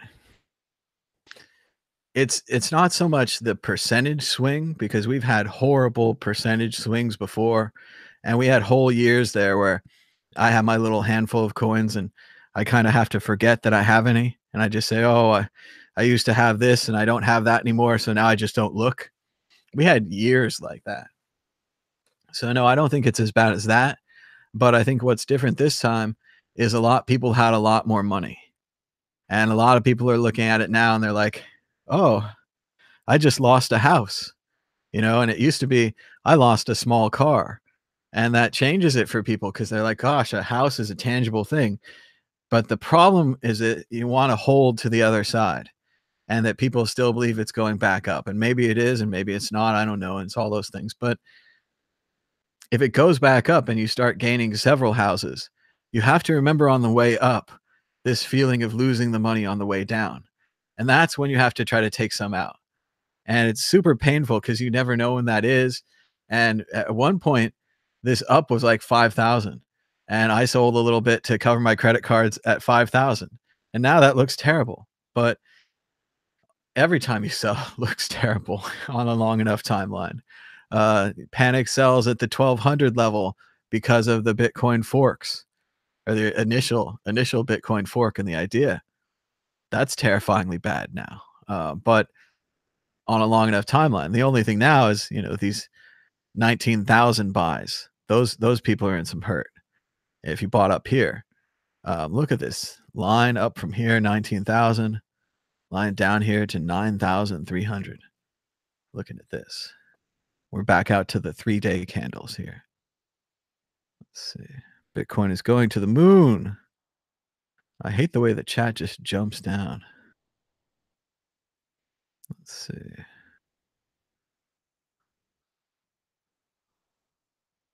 Who joined World Crypto Network? Let's see. What about Neo? Matrix is a good movie. The first one anyway. Let's see. They feel like it's withdrawals. Grab some Nav coin. Never trust an exploding onto the scene alt. What's interesting is I used to look at those things. They were going up like 70%, 90%. And I'd be like, oh, that's done. Now, the way these crazy markets are, it'll go up 180%. Who knows? But it's all just timing. And if you bought the altcoin low, that's great. And if you can sell the altcoin high, that's fantastic. And maybe if you believe in it, and you actually use it, and you run smart contracts, that's super cool too. So do what you got to do. They say people say all the alt should crash. Now, that is part of the Bitcoin maximalist position, and I will try to explain it and talk about it here as a Bitcoin utilitarianist or Bitcoin usefulness type person. There's an idea that Bitcoin will go straight up in a parabola upward. The way it looks right now, this S curve where it just starts to bend upward. And the problem with that for the altcoins is that you're invested into altcoins, not into Bitcoin. So maybe the first day that Bitcoin doubles and your altcoin doesn't, you're sad. And a couple days later, it happens again. You're still sad. And then you say something like, altcoins always follow Bitcoin back up. And then everyone says, always, except this time. And then you don't know what to do. And there's a theory that all of these Bitcoin going up forever will cause everyone to sell their altcoins, having a giant sell off and the money drifting back into Bitcoin. That could happen if Bitcoin continues to dominate the market, if Bitcoin continues to be the digital reserve token, the thing that people are holding on to keep their value as inflationary currencies around the world collapse, as world governments collapse, as the reality that you can no longer properly collect taxes on Bitcoin starts to settle in, as large amounts of money start moving around the world without any controls at all, and that it's unstoppable. It's like the MP3 and the internet. It's not something that one person did. It's not something that many people did. It may be a team, maybe the Satoshi team or Satoshi the person. But other than that, once this idea was out there, once this shared ledger was out there, the Bitcoin, the idea, it was loose. It was like from Pandora's box. It's open. And once the box is open, you can never get it to go back in. And that's the thing. All these businesses right now are going through the stages of grief. And a lot of them are going through bargaining. And Western Union is trying to use Ripple. And they're like, gosh, if we could just have a centralized background network to send around our money, it would be so great. But really, it would be like an intranet, right? It would be another one of these. Yeah, sure. You get your own network, but now you have to pay to maintain your own network, and you have to pay to upkeep your own network, and you have to pay to defend your own network, and you have to pay to improve your own software. And suddenly Western Union's realizing that they took on a lot more with this back end than they thought they did. And that this decentralized, open source, and free back end called Bitcoin is already doing what they do cheaper. And that all they can do, all that's left, is to convert all of their tokens and all of their kiosks and all of their counters into Bitcoin sellers and buyers. They haven't come to that yet. We're still a long ways away from that. We're a long ways away from Amazon realizing that they could save a lot of money on credit card fees if they stopped taking credit cards. If Amazon went completely to the Lightning Network, if Amazon was then a holder, Amazon would be a spoke in this hub and spoke model. And Amazon, with their AWS web service, would be able to just host Lightning nodes and make money off it and take money. And you're saying to yourself, Amazon has the possibility to take down the credit card companies? You mean the people who made their own airplanes? They didn't buy FedEx or UPS, at least not yet. So far, they hired their own airplanes to take their packages around. When they go out and they develop their drone system, they're not hiring an existing drone company. Amazon's developing it themselves so that they'll own it themselves. They're owning the final mile to their customer. And when they realize that they can own the credit system as well, they're gonna get into Bitcoin. They're gonna get into Lightning, and that's the thing. And maybe they have to create their own first. Maybe Amazon has to do Amazon Coins 2 or Amazon Coin 3 or whatever it's gonna be. And Facebook Facebook's the same thing. Zuckerberg's talking about how he's gonna spend the year improving Facebook, and I guess that's code for maybe not making it so advertiser driven, maybe making it people driven again. I'm hearing they're starting to focus on posts from your families and friends again, photos instead of creepy news stories and whatever else they've been doing. But he talked about Bitcoin, and again, he talked about it from the outside as a conqueror. And of course, Facebook's going to create their own Facebook coin, and they're going to pump it, and it's going to compete directly with the Kin coin. And that'll be a funny thing when that happens, because the Kin guy, he spoke at the San Francisco Bitcoin meetup. I talked to him and asked him questions. You can watch the video here on the World Crypto Network.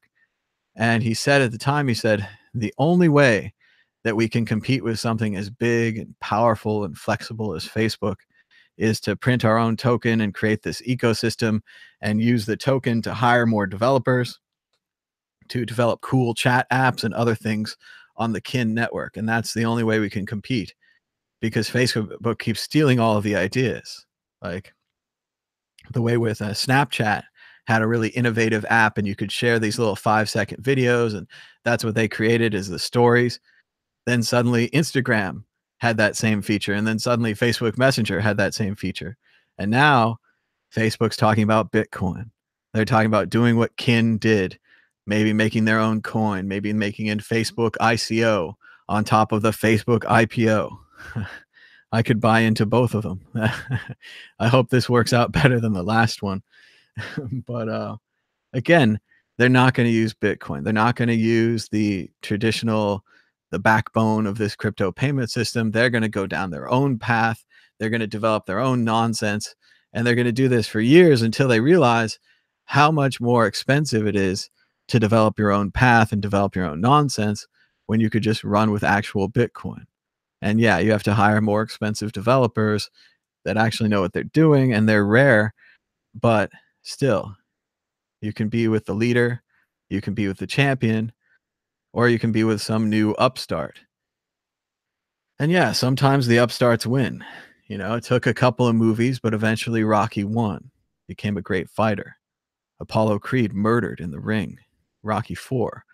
But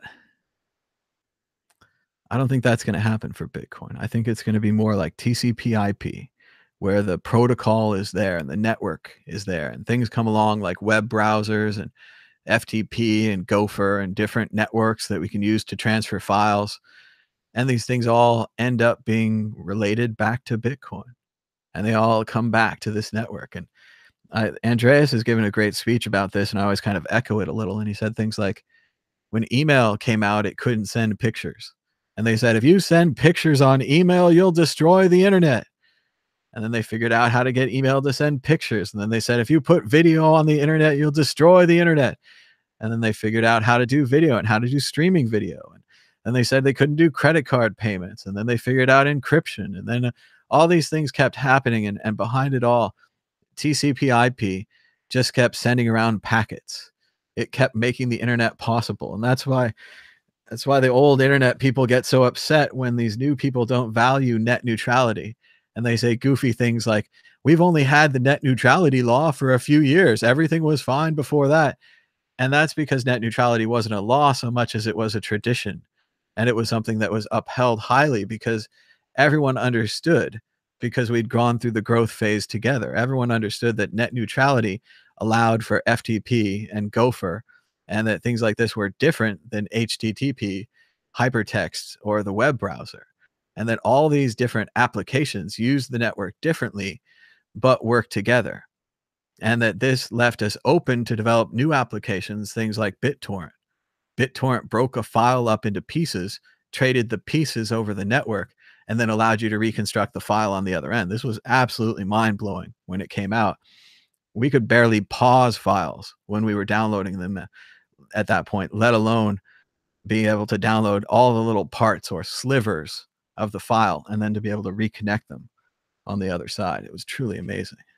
So let's see what else we got going on here. Got some more WKRP quotes. Nobody's going to get those. Philippe says he's quitting his job by the end of 2018. That's a decent goal. And remember, uh, if you get the idea you want to sell a bunch of Bitcoin for fiat, you should probably do it. And then if you have enough fiat in your account to live for a year, like to pay your salary or pay a couple years salary, then it's fine to take some time off and to work on other projects. I think one of the most exciting things about Bitcoin, if you can hold long enough and if you can have a good entry point and not lose your coins, is that it does allow people this freedom to do what they want to do. And maybe you're a computer programmer and you have to work on someone else's project, and then you get to work on a Bitcoin project, and then maybe the next time you get to choose what you work on. And I think that's a really exciting idea. And I know a lot of people aren't in favor of basic income or think it's communism, but I think it would be pretty exciting if everyone had just a little bit of money and they could decide what to do with their lives and they didn't have to worry about food and shelter, medicine. Maybe that's a step too far, but socialized medicine does seem better to me. But we're getting way too far into politics. Let's drift back into Bitcoin. They're saying maybe 4 banks won't let you buy from Coinbase directly on the credit card. Capital One, Nationwide Bank, Bank of America, and Metropolitan Bank. It is kind of a, I don't know, buying Bitcoin directly on a credit card. I think to myself, would I have done that? Like, didn't I do that indirectly? I started charging everything and trying to save money and trying to have more Bitcoin and ending up with a lot of credit card debt. Why not just cut out the middleman and charge up your credit card right there? I don't know. At one point, I thought about cash advancing all my credit cards and using that to buy Bitcoin. And it just sounds like a horrible, risky idea. But of course, it would have paid off. All these crazy Bitcoin things where you wonder if you did this or you wonder if you did that, it probably would have paid off. Uh, but that's again, if you have a long enough timeline, if you have to pay that credit card back next month, you're really risking it right away because you have to pay it back unless you can get another credit card to pay back that credit card. Let's see. I got compliments on my southern accent. That's a beautiful thing. Uh, Mark still has his Chuck E. Cheese tokens. Those may or may not work depending on the weight of the token and the questionableness of the token machine. I do remember arcade tokens, and there are still a few arcades that use them. They're a lot of fun. It's a lot like changing your Bitcoin over. Let's see, I could play public domain music like classical music. That would be nice. I do like classical. It's a little hard with the it's a little hard with the you never know because sometimes the classical recordings are copyrighted too, because it was made by a special symphony or a special conductor or recorded in Dolby Digital Sound. It's possible they could flag you on that too, but it would be nice to get some music in here, have some breaks. Let's see. Can't spoil an already rotten show. It's already rotten, but you're still listening and you're still watching. Let's see. Where are friends when Thomas needs them to co-host? Well, technically, I haven't opened it up to co-hosts. I've been rolling pretty good, getting the talk going. They say Disjointed, a new Netflix series, mentions Potcoin. That sounds interesting. I think I've heard that there was a what's her name? Kathy Banks from Misery, I want to say. She's in some new show about a pot dispensary. That sounds interesting. I'd be curious to watch that. A lot of the Netflix shows have been really good. I like the one, I forget the name right now, but the kid has Asperger's, something like that. That one was really good. And I've watched a couple of the Marvel ones. The Defenders was pretty exciting when it came out. I even went back and watched Iron Fist, which was kind of jokey and kind of silly. I liked it. I liked the way it took the martial arts seriously. And then they kind of turned him into a clown for the Defenders show. That was interesting. Uh, Someone's in Malaysia. Does Sacramento have a good Bitcoin meetup? Sacramento has a pretty good Bitcoin meetup. I used to go. They used to meet in a co-working space. They had a couple of meetings a month. Not quite as fun as the San Francisco Bitcoin meetups, I gotta say. And for a while, we did try to start a Sacramento Bitcoin meetup. It was me and another guy and his family and my friends, and that was it. And we met every other week for pizza, and it was fun. But if you don't have a Bitcoin meetup in your community, I encourage you to start one, even if it's just meeting up at a bar or meeting up for pizza. There's something about Bitcoiners, and I met a lot of Bitcoiners when I was traveling through Europe. And I'm not going to say that all the Bitcoiners are all the same because that's nonsense and that's insulting and all those things. But we share so many things in common. We share more things in common than we share differently.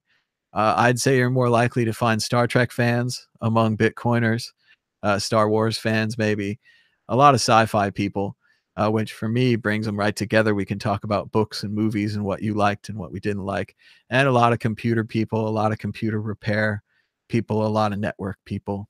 And not to say all the nerds are the same or that every Linux user group is the same, but I always feel comfortable there. So let's see. Everyone all ran off to start their own YouTube channels. It does seem very popular to have your own YouTube daily show these days. Noticed a lot of people. Kyle Torpy is all over the place. Shout out to Kyle. We were reading articles on Forbes, Bitcoin.com, Bitcoin Magazine, all these different places, and they were all written by Kyle. So Kyle is on fire, and Kyle's got a daily show too. They say Trevin James did an update on BitConnect. Lol.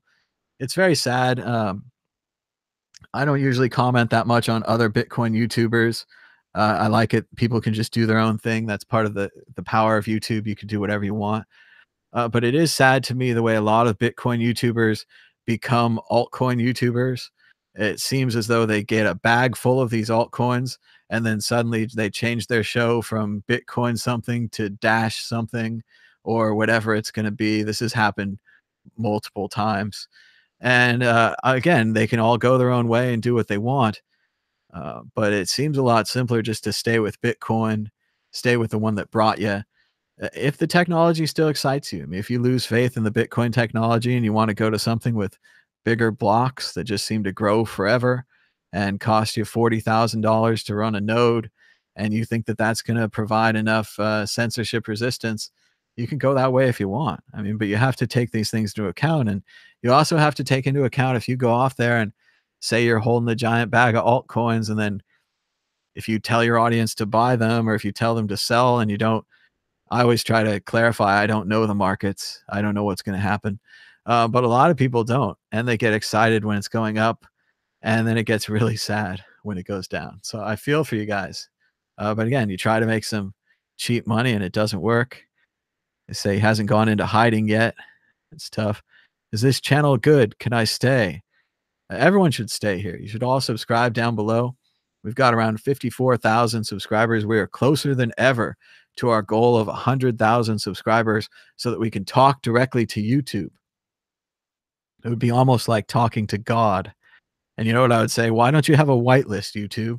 Why don't you have a whitelist for good creators so that you don't demonetize all our videos all the time? And also, you could have a whitelist for the reviews. You could review my videos sooner because they're news videos. And if you steal all the ad revenue from the first day, you're essentially stealing all the ad revenue. So we have some disagreements here at YouTube, but that's part of the whole adpocalypse scene. I don't know if you guys are down with the YouTube history, but within the last 6 months or so, a lot of YouTube ads were getting played on a lot of nasty content. And then the advertisers found out about this and they said, "Hey, I don't want my ad played on nasty content." And you say, well, that's fair. That makes sense. And then that led to this whole overreaction where now YouTube is demonetizing all these videos and they have to trust the crowd that tells them the video is no good. But of course, if you talk about anything political or anything important, really, someone's going to have a differing opinion from you and ask for you to be censored. Speaking of censorship, we've seen a little correction here on the Bitcoin market. The price of Bitcoin is 10,844.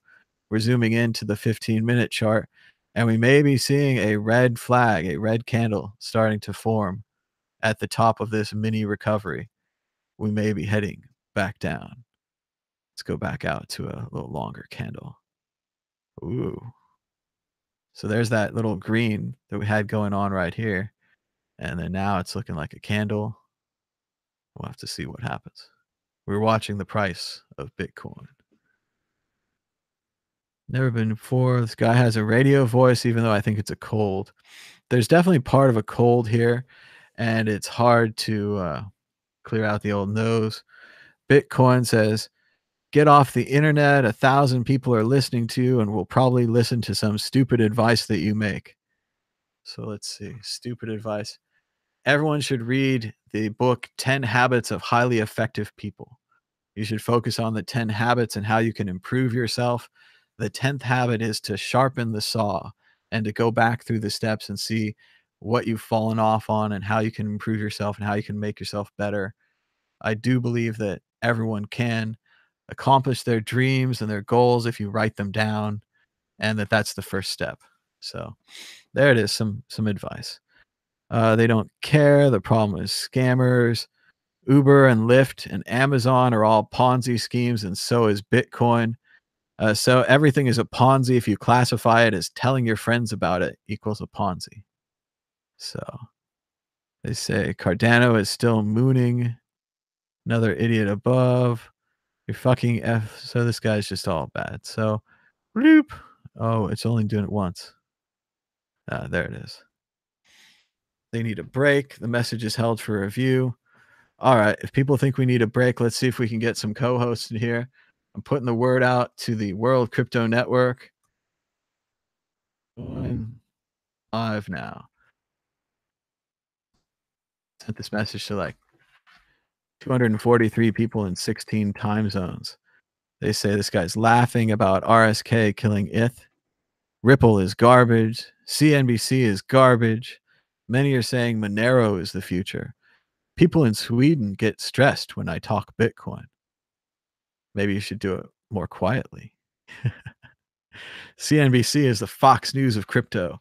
CNBC gives out good investment advice if you do the opposite of what they say. Say Monero is the future. I used to be a millionaire. Now I gotta wait till like March again. Ree! Let's see. They say there's been a lot of mid-January dips. The chat jumped ahead. That makes it so hard to read when that happens. And there's so much chat to read. This guy's got a full node running. We need to free the world. Make an audio of just your voice. It sort of puts me to sleep. Oh, well. This is an audio of just my voice. I guess there's some video to it. Let's see. Do you think Charlie Lee knew this was going to happen? I've seen this meme going around lately that Charlie Lee is the greatest trader of all time. And I mean trader with a D. Maybe that's true. Charlie Lee got everyone all excited that he was holding Litecoin and that he was strong with his community. Then he said, I got tired of people, complaining that he was a billionaire and blah, blah, blah. So Charlie Lee allegedly sold all of his Litecoin. And now the price of Litecoin's going down, and they say Charlie Lee looks like a genius. So I don't know. It's difficult when people talk about their holdings. I remember when Vinny Lingham talked about selling his holdings, and it was scary because he sold a large percentage, like 3/4 or 2/3. And everyone said, holy shit, if this Vinny Lingham guy's selling 2/3, I better sell some. And that led to a lot of bad sells, and a lot of people freaked out. And I don't know that I don't think Charlie wants people to do that. I don't think Charlie wants people to pay attention to what he's buying and selling at all. But unfortunately, he's in this position where he's this big Litecoin creator guy. And sometimes I think that Litecoin having a creator is a huge benefit to Litecoin. And other times, I don't think it is. And I think this time where Charlie got into this buying and selling, and just like Vinny gets into this buying and selling, it's always dangerous. I mean, it's nice to say things like, we're in a W pattern and we're correcting and we're going to go up on a 9 and we're going to be at 25K by Wednesday. But it's also important to say, I'm reading the chart and I think the chart says this, or I have a good feeling about Bitcoin and this good feeling says this. I don't know if Charlie had a good or a bad feeling about Litecoin one way or the other. I think he sold it because he was tired of people talking about it. And that didn't have the effect he wanted, because now people are talking about it again. So they could have a master node from Dash that witnesses nodes, and only by locking a certain number of Bitcoin to be an input. I do think the Dash master nodes and the Dash paying people for promoting Dash plan, the Dash reserved money, the Dash community ideas. Those are some interesting ideas. It doesn't mean I'm a big Dash supporter or that I hold Dash or anything, but I do think it's interesting.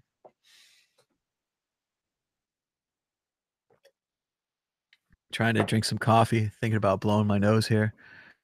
We're gonna have a brief station identification.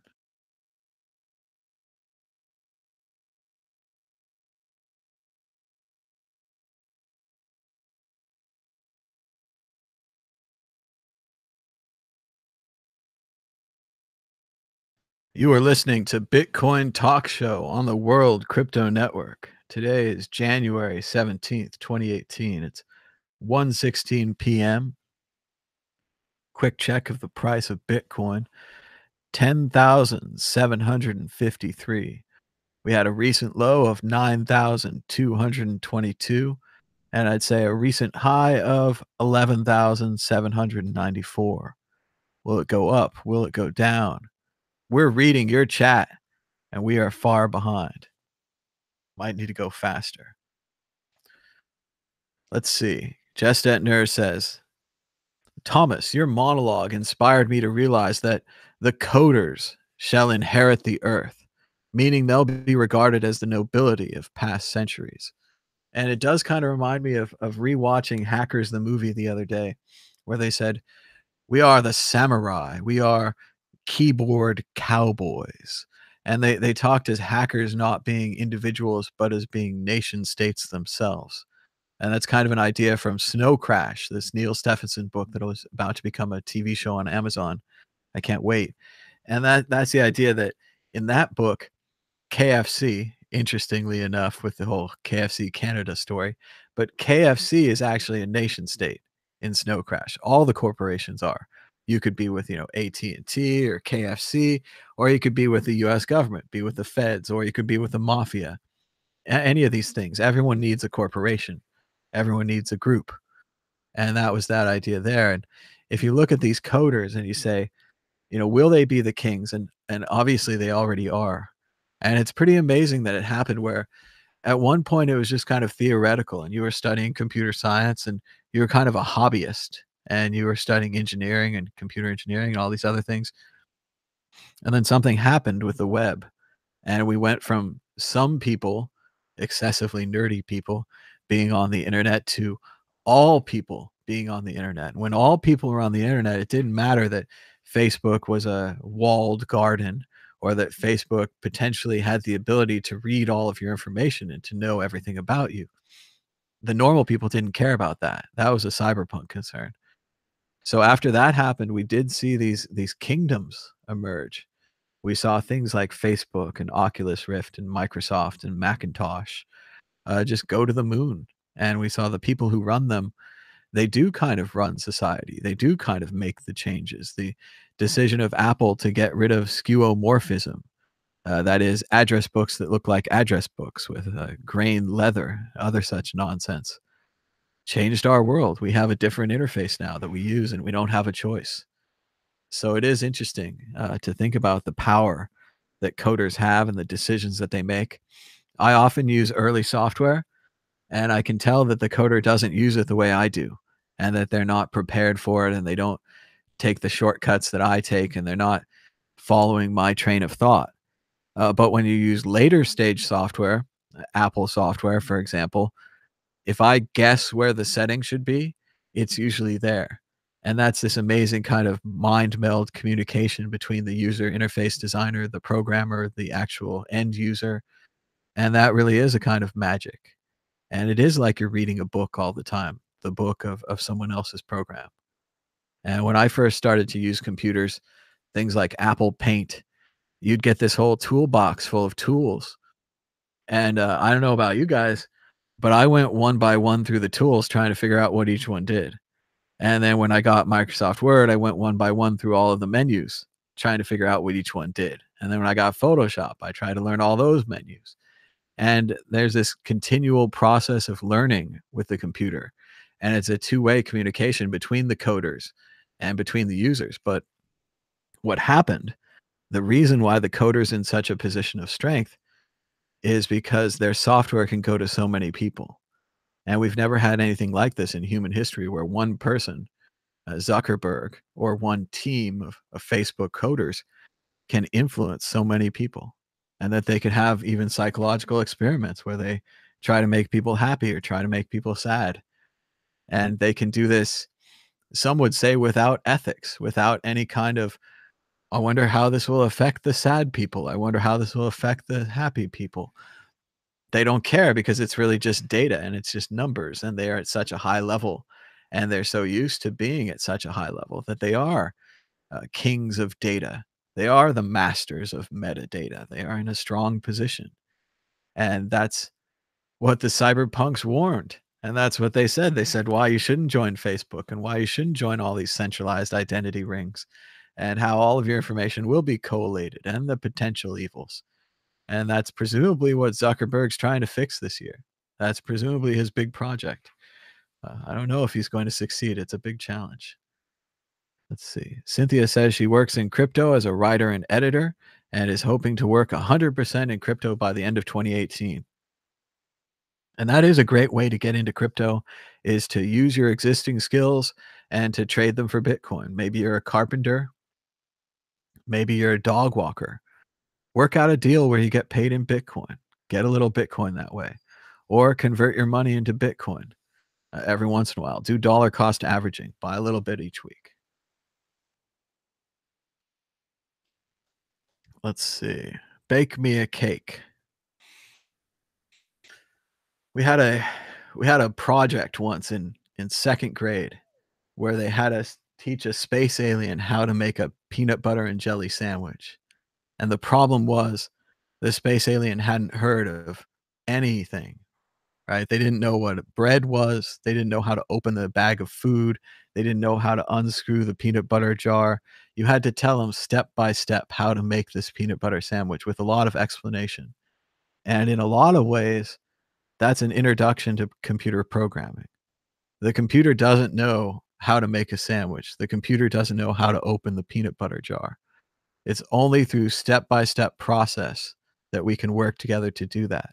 And what's so interesting now with the kind of cobbled together artificial intelligence that we have is that we're starting to get to the point where we don't have to define things anymore. We don't have to tell the computer what the peanut butter jar is and how to open it. And the computer can remember that because it's opened thousands of peanut butter jars before. And then we have all those flying things that might be trying to kill us, but not yet. They say there's a huge spike up on Poloniex. That'd be good. Maybe they'll reopen withdrawals. Ha ha ha. They say as a Node.js web developer, what's the best entry point for getting into blockchain programming? I'm debating on learning around to play with Bitcoin on a testnet or learning who's developing on Neo. I don't know the exact best thing to do. A lot of people suggest Andreas Antonopoulos' book, Mastering Bitcoin. It's very technical. I flipped through it once, but haven't read it. So that's a lot of people. A lot of people say Jimmy Song's blockchain programming seminars are a good idea. Get that experience. There's a lot of prerequisites there. I think Jimmy has a list. So maybe if you just work through all the prerequisites on your own, take your own time. You don't have to do it in time for next month's seminar, but maybe in 3 to 6 months you'd be ready. The incremental process is the way to go. And then if you end up practicing on an altcoin, I think that's a fine way to go. But there is kind of a hierarchy to it. And I'd say the hardest hitters, the biggest thinkers are going to be on Bitcoin. And if that changes, maybe a lot of hard hitters are probably on Ethereum now. A lot of people made money there. But I don't know if that's going to change it. All right, see, tell us about your biggest fuck up in crypto space. I don't know. I mean, it's always not buying earlier or selling too much at a certain time. I haven't had any major wallet losses or hacks or sending to the wrong address or any kind of mistakes like that or corruptions. I try to avoid those things. Good processes, general things like keeping track of your files, having a hardware wallet, having backups is good stuff. Let's see. I could move to Canada. Could get some socialized medicine there. Say hello from Canada. I could get KFC chicken there. Amazon and Facebook are horrible companies. They will never support something as free market as Bitcoin. And I would probably agree with that. They're definitely companies that are focused on making money and they want to own and control their products. Let's see. What kind of music would you like in the background? Oh, human music, of course. Doot, doot, doot, doot, doot, doot, doot. Let's see. They should buy some altcoin after Thomas leaves. It's cool when it's other guests. This guy says, Mr. Robot. Did you guys watch the last season of Mr. Robot? I'm going to try to talk about it without spoilers, but gosh, it was really good. Since the first couple of seasons where they had the large 5-9 hack, not really a spoiler, but they succeed and they destroy the world's debt system. It's a little like the ending of Fight Club, where they destroy the credit card system and they destroy the record. And then you get to see what society would be like after that. And I think in a lot of ways, Elliot, one of the main hackers involved in the group, feels bad. And he looks around at this destroyed world and people standing in line. And I think at one point, sure, he feels above it, like Jestet was saying, the coders rule the world. And if the coders rule the world, the hackers rule the coders, because they're the ones that can find the doors in between and the problems and the connections and use those connections to profit or to break things. And I think they feel bad that they've broken things. But it's interesting again to see at the mirror of the world that a lot of philosophies need a reset to get started. They need to say, if we started again at zero, we could do this and this. And you always say, well, that's nonsense because we're never going to start at zero. You need a more flexible philosophy, something that can bootstrap into an existing world, maybe an existing world where you don't have any power or control, an existing world where you need to gain power control, or even going to back to what I've been saying. I've been listening to a lot of Joe Rogan and Jordan Peterson, and Jordan Peterson says something, he's a Christian. He believes in a lot of fundamentalist ideas there. And one of the things he says is that there is evil in this world, that evil is a real thing. And I don't know about that. I do think it is true. There are evil people and people have certainly done evil things. And if that means there is evil, maybe there is. And that's something in Mr. Robot that we see towards the end of the show. And I don't want to get into spoilers, but I'm going to try not to, is that the world that they're in is not just a plain reflection, that there is evil. And some characters, such as the FBI agent, I think named Dominique Pereiro in the show, they try to be above this evil and they try to be good. And there is good too, but sometimes good's not as strong as evil, and evil can be right there in front of you. So it's been a really interesting season of Mr. Robot. They want to play the new Bitcoin song. I'd like to, but whenever I play music, they take my rights away. So Glenn Gould, the Goldberg Variations, really good music there. Really shout out to Glenn Gould.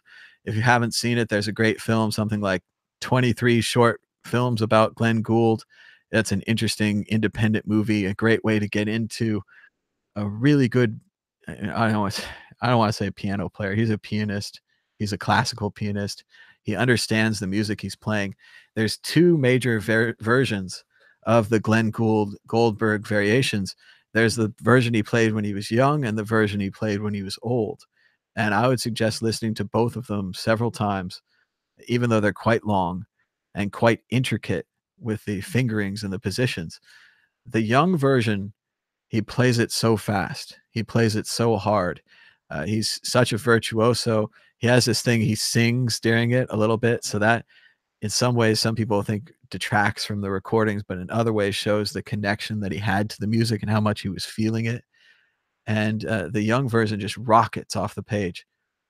But the old version is a bit more collected, a bit more thoughtful. And when you listen to it, you can hear that he's not just playing these incredible, intricate rhythms and playing them so well and perfectly, but he's feeling them. And then he feels the weight of them, and he feels how Bach has been played, over through the years, and just the number of people that have played this or heard this or even looked at it on a piece of paper and said, wow, how would you play that? I listened to a great podcast recently called Polyphonic. I would suggest that for the music lovers in the audience. They broke down some things that I've always thought but never been able to understand in words. Things like the way that Led Zeppelin, that Bonzo played drums, and the triplets and the offbeats and the jazz and different breakdowns and things. It was a really great show. I subscribed recently, liked it a lot. Big Bang Theory is rotten. It's gotten a little bad lately. I don't want to say that it was more realistic when the guys didn't have girlfriends, but it was more realistic when the guys didn't have girlfriends and later wives and now children. Although that's realistic too. A lot of computer geeks do have wives and girlfriends and children. But I kind of like the Young Sheldon show now. They have a teaser out for the new episode. He's going to get a Tandy computer, or he's going to beg for a Tandy computer. Either way, I know that feeling. I know that when we were young, computers weren't everywhere yet, and it was really awesome to get a computer or to have a chance at a computer. They say, how do you do a meetup? You just go to meetup.com and start one, and then you invite people and you send it around on Facebook, get a Facebook page, invite people to join that, and then you meet up every week at a bar or a pizza place. And that's about it. Then you have a meetup and you just talk about Bitcoin with your friends and you just meet a new friends. They say, hell yeah, Star Trek. A lot of Star Trek fans. I recently rewatched the end of Voyager. That show gets really good at the end. But mainly I want to talk about Star Trek Discovery, if you're going to bring up Star Trek. Gosh, has that show gotten dark. Wow. Without spoilers, I'd say they've kind of gone over into the mirror universe. If you know about Star Trek, they have a mirror universe where Spock had a mustache and a beard, and that made him evil Spock. And everything was opposite in this universe, and it was such an interesting couple of places. They went there for I think a Next Generation and a DS9 episode. They even went there in an Enterprise episode, or maybe a series of episodes. And so it's really been an interesting idea of Star Trek, but now Discovery is really in it. And there is some dark stuff going on Discovery. Usually you have the idea, if you're on the bridge crew or if you're a major character, that you're safe on Star Trek and you can make a lot of money being a character there. I don't know about Discovery. You might not be able to hold on. It's tough. We're seeing Bitcoin break over $11,000, 11,030. The bottom may be in at 9,222. It would take some major selling to knock this bottom down, but that's not impossible. We do have to wait. One of the greatest things Chris Ellis ever told me is about the 24-hour market, and that Bitcoin is a 24-hour market. So I can tell you right now that we're over 11,000 and it looks good, but I have to wait 24 hours to let that news travel the whole planet. So a lot of people that are sleeping right now, they can wake up and they can say, hey, that looks good to me, I'm back in. Or they could say, oh, it looks bad to me, I'm out. And that everyone has to make their decision of what to do with the Bitcoin and how to react to the news. This is just like Johnny Mnemonic. Johnny Mnemonic had a computer in his head. It's based on a short story by William Gibson and made into a bad movie with Keanu Reeves and talking dolphins. Still, it's very much a precursor to The Matrix. In a lot of ways, The Matrix steals all of William Gibson's ideas from his books that for whatever reason haven't been made into movies, even though Neuromancer would be a beautiful black and white movie with only the internet being in color and later other objects in the black and white world becoming color. Another thing about Neuromancer is it's also very dark. The main character is like a film noir detective and is casually murdering people. You forget that. Forbes is terrible. BitConnect is awful. And Tom Cruise sold his house, his car, and used up all his savings to buy 500 Bitcoin. And now he can't afford Starbucks. And you know who he's blaming? He's blaming Roger Ver. It's Roger Ver's fault that Tom Cruise can't buy Starbucks. They say there's a new He-Man live action coming soon as the rest of our childhood gets made over and recreated.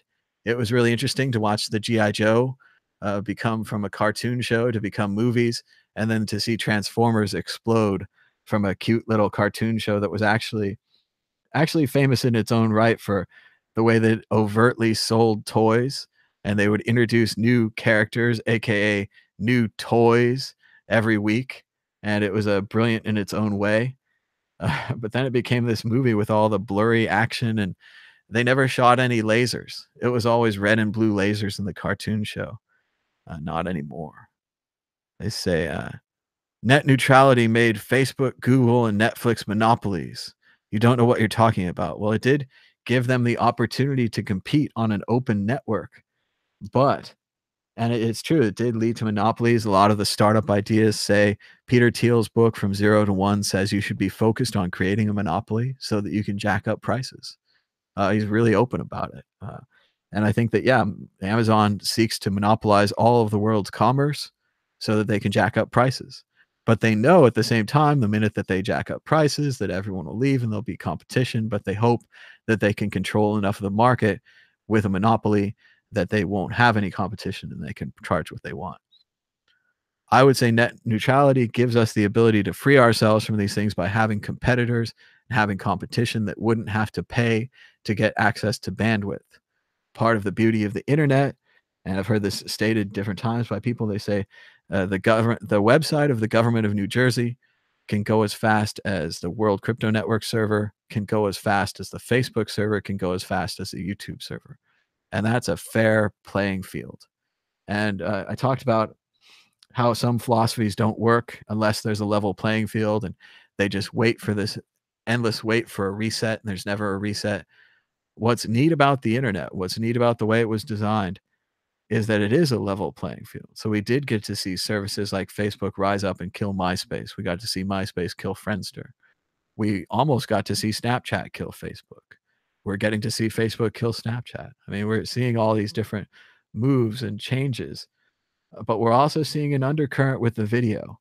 What's different now about net neutrality that wasn't true before is that AT&T owns the content and they own the network connection. So they now have a reason to prefer AT&T DirecTV content over other content. We're seeing Disney break off from Netflix to start their own Netflix competitor, which again, they would own the content. And I'm sure they could own an ISP if they wanted to.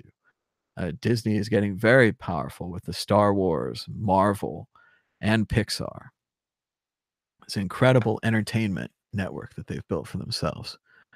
The price of Bitcoin is $11,250. It does seem to be bouncing back up. They say Tom Cruise is wrecked and should stick to Scientology. If you haven't subscribed, you should subscribe down below. We're trying to get to 100,000 subscribers and we have 54,000. What about basic attention token? It may answer some of these YouTube issues. I'm interested in basic attention token. I prefer the idea of ProTip at protip.is, the open source Google Chrome plugin that you can put in your web browser that does what BAT does already. I think the problem with BAT is it's going to be very difficult to compete with Google on the browser level. Firefox has been trying and failing at that for years, and they're a well-organized, trenched, and very smart team. Browsers are mainly about security and updates to me. I'm not sure they can handle that.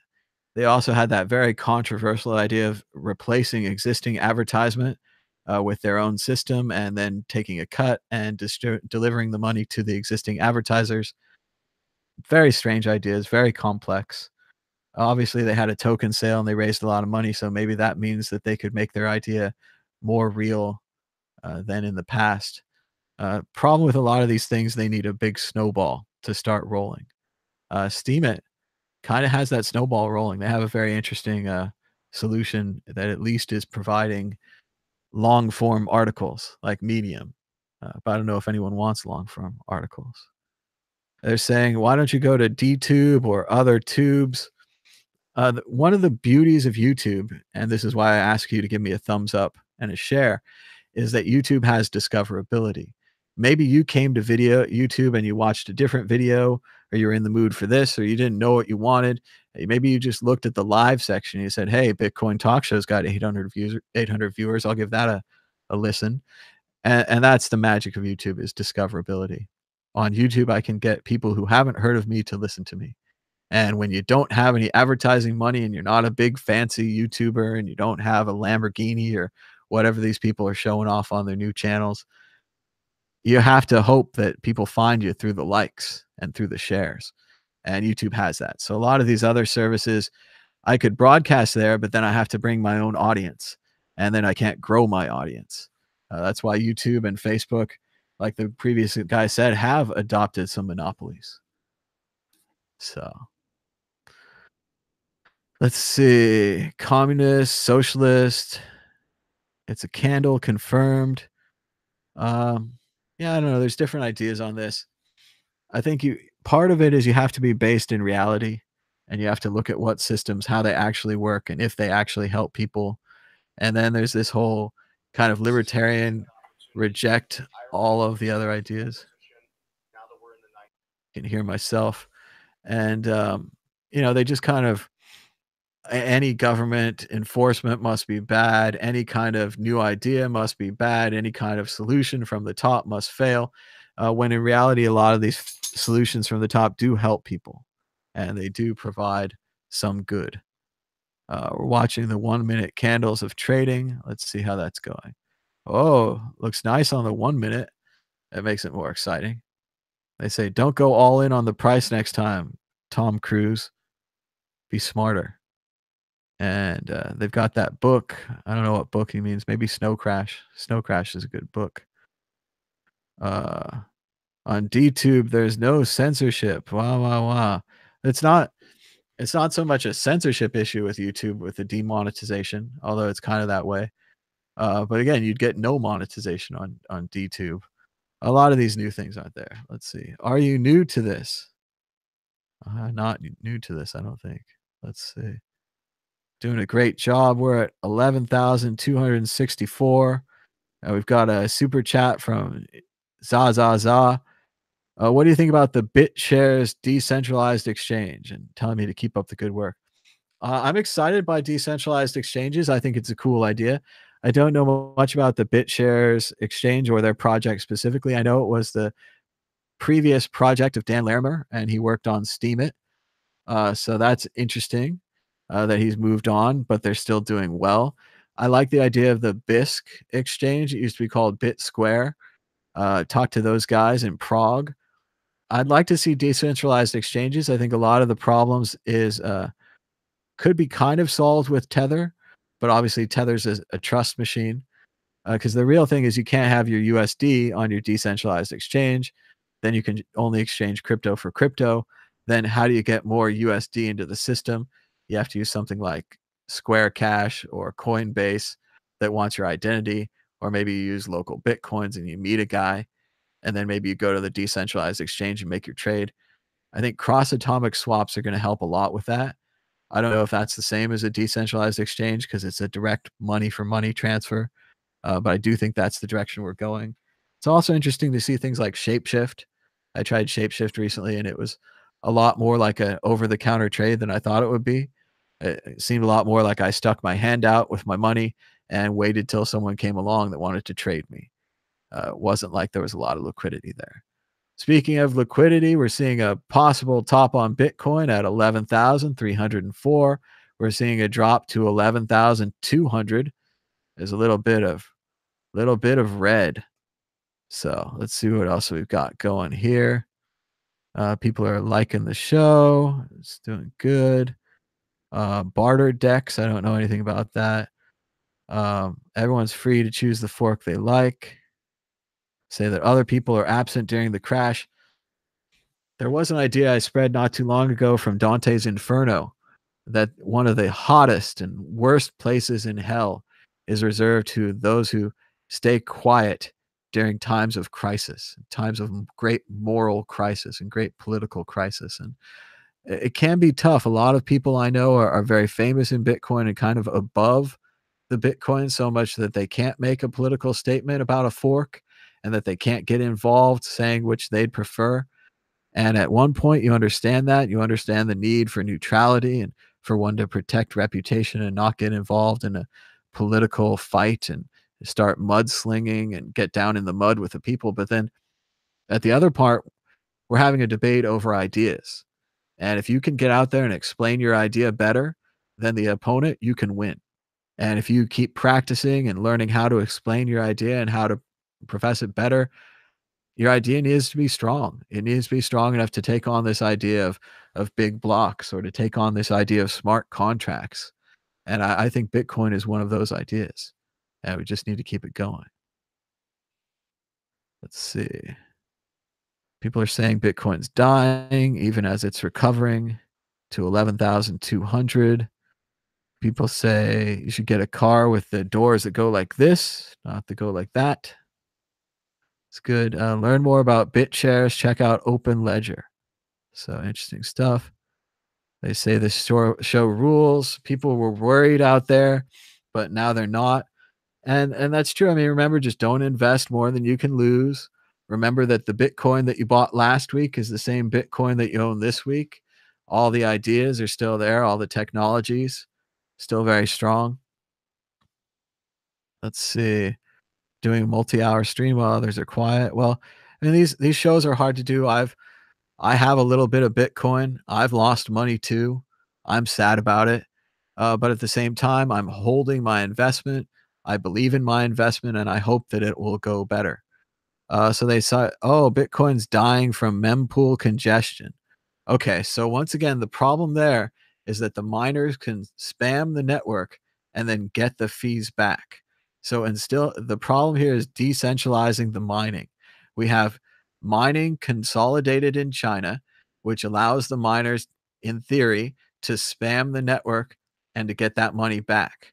So, it could be possible that the miners in China who allegedly are using ASIC Boost to get a 30% advantage on the Bcash chain, where they can still use ASIC Boost, could be spamming the network to make the Bcash chain look better so that they can keep mining at a 30% advantage. I mean, you just have to work out the numbers and see if you disagree with that.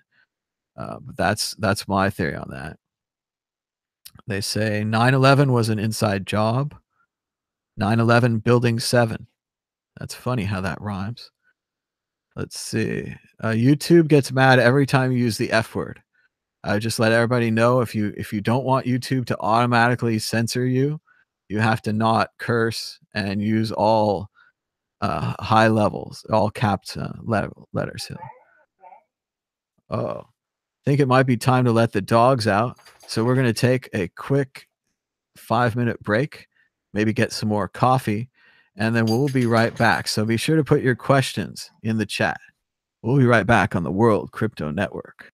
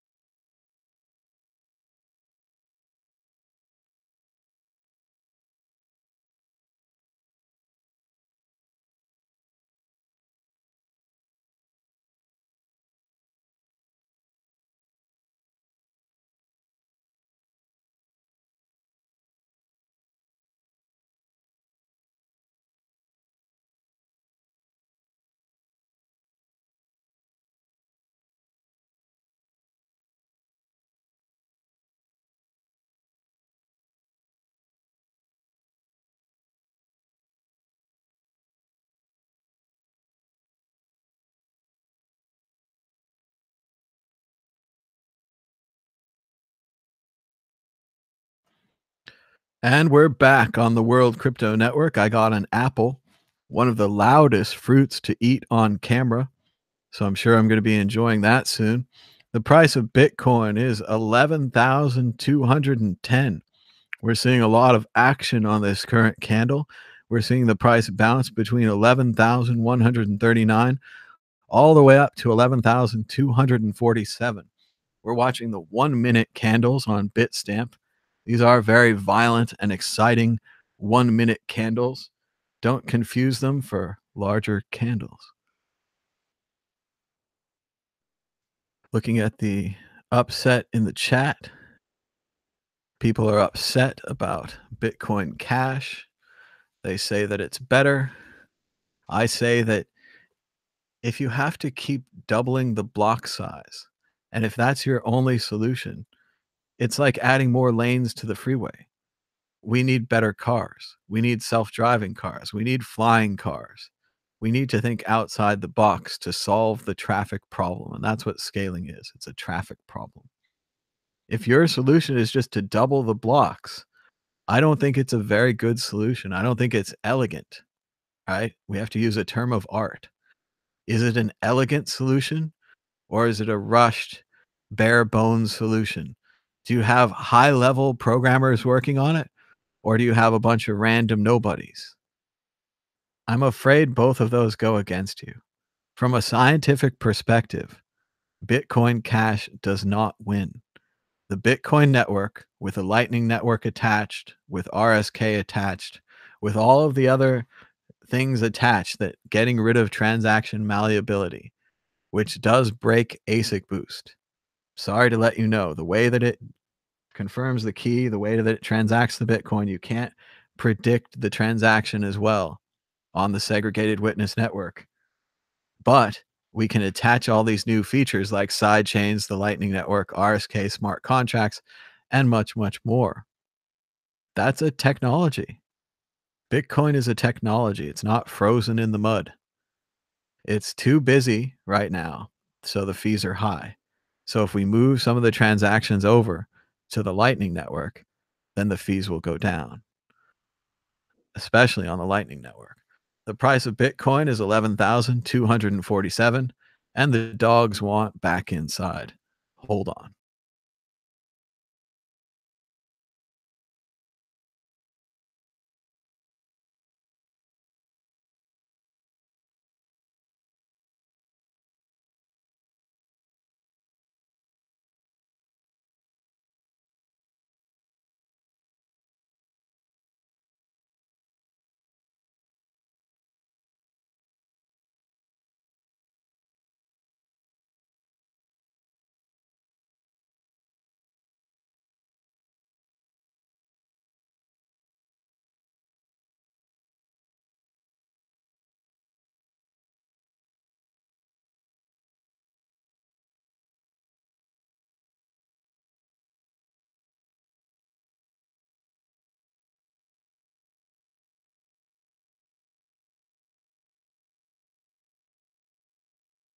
All right. One of the dogs didn't want to come inside because she was chasing a squirrel. Chasing a squirrel. They say Doge is actually Satoshi's true vision. And they say, are the Doge a metaphor? Garlic coin is launching soon. That sounds like it would keep vampires away. But vampire coin might compete with garlic coin. I think we're going to keep this show going for about 6 more minutes. At 2 o'clock Pacific time, we're going to end this show. So this is the last moment that you can get your super chats in. If you've got a pressing question you want to ask Thomas Hunt of the World Crypto Network, who's been going live for I don't know how long. It's been like a while. Have a little bit of coffee left. You know what's nice about coffee? It just gets cold. That's what's nice about it. It doesn't have a heater under it that burns it.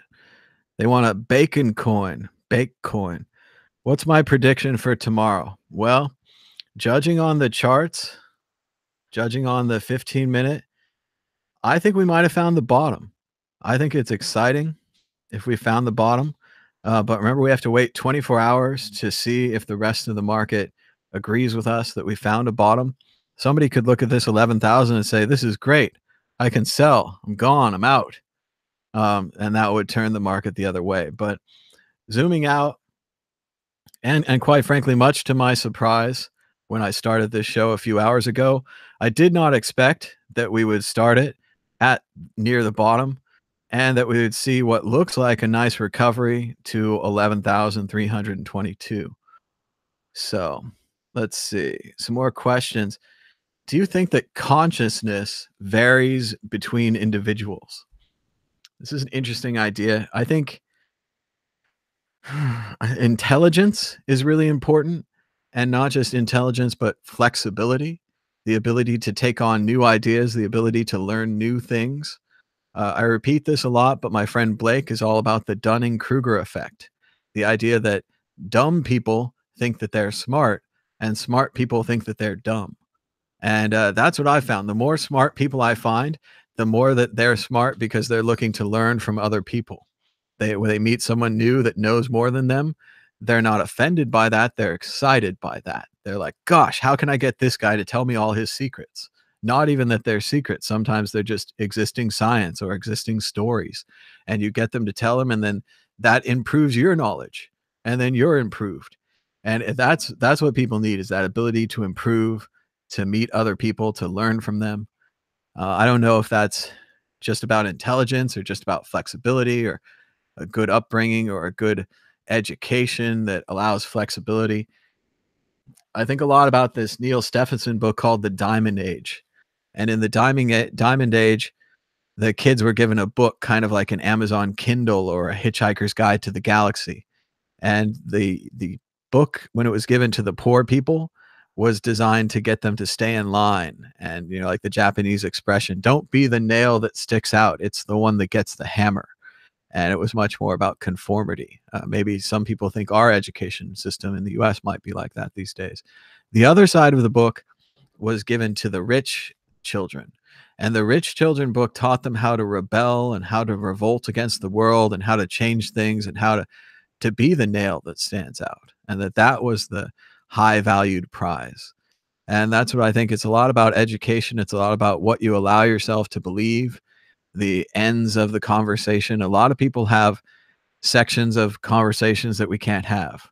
They have a point where it goes all stop, and we can't discuss that. For the libertarians, it's about the rules and the regulations. They believe the government can do no good. For the religious people, it's about the existence of the deity. They can't discuss that. It's a non-starter. The fewer non-starters that you have, the better your ability to learn.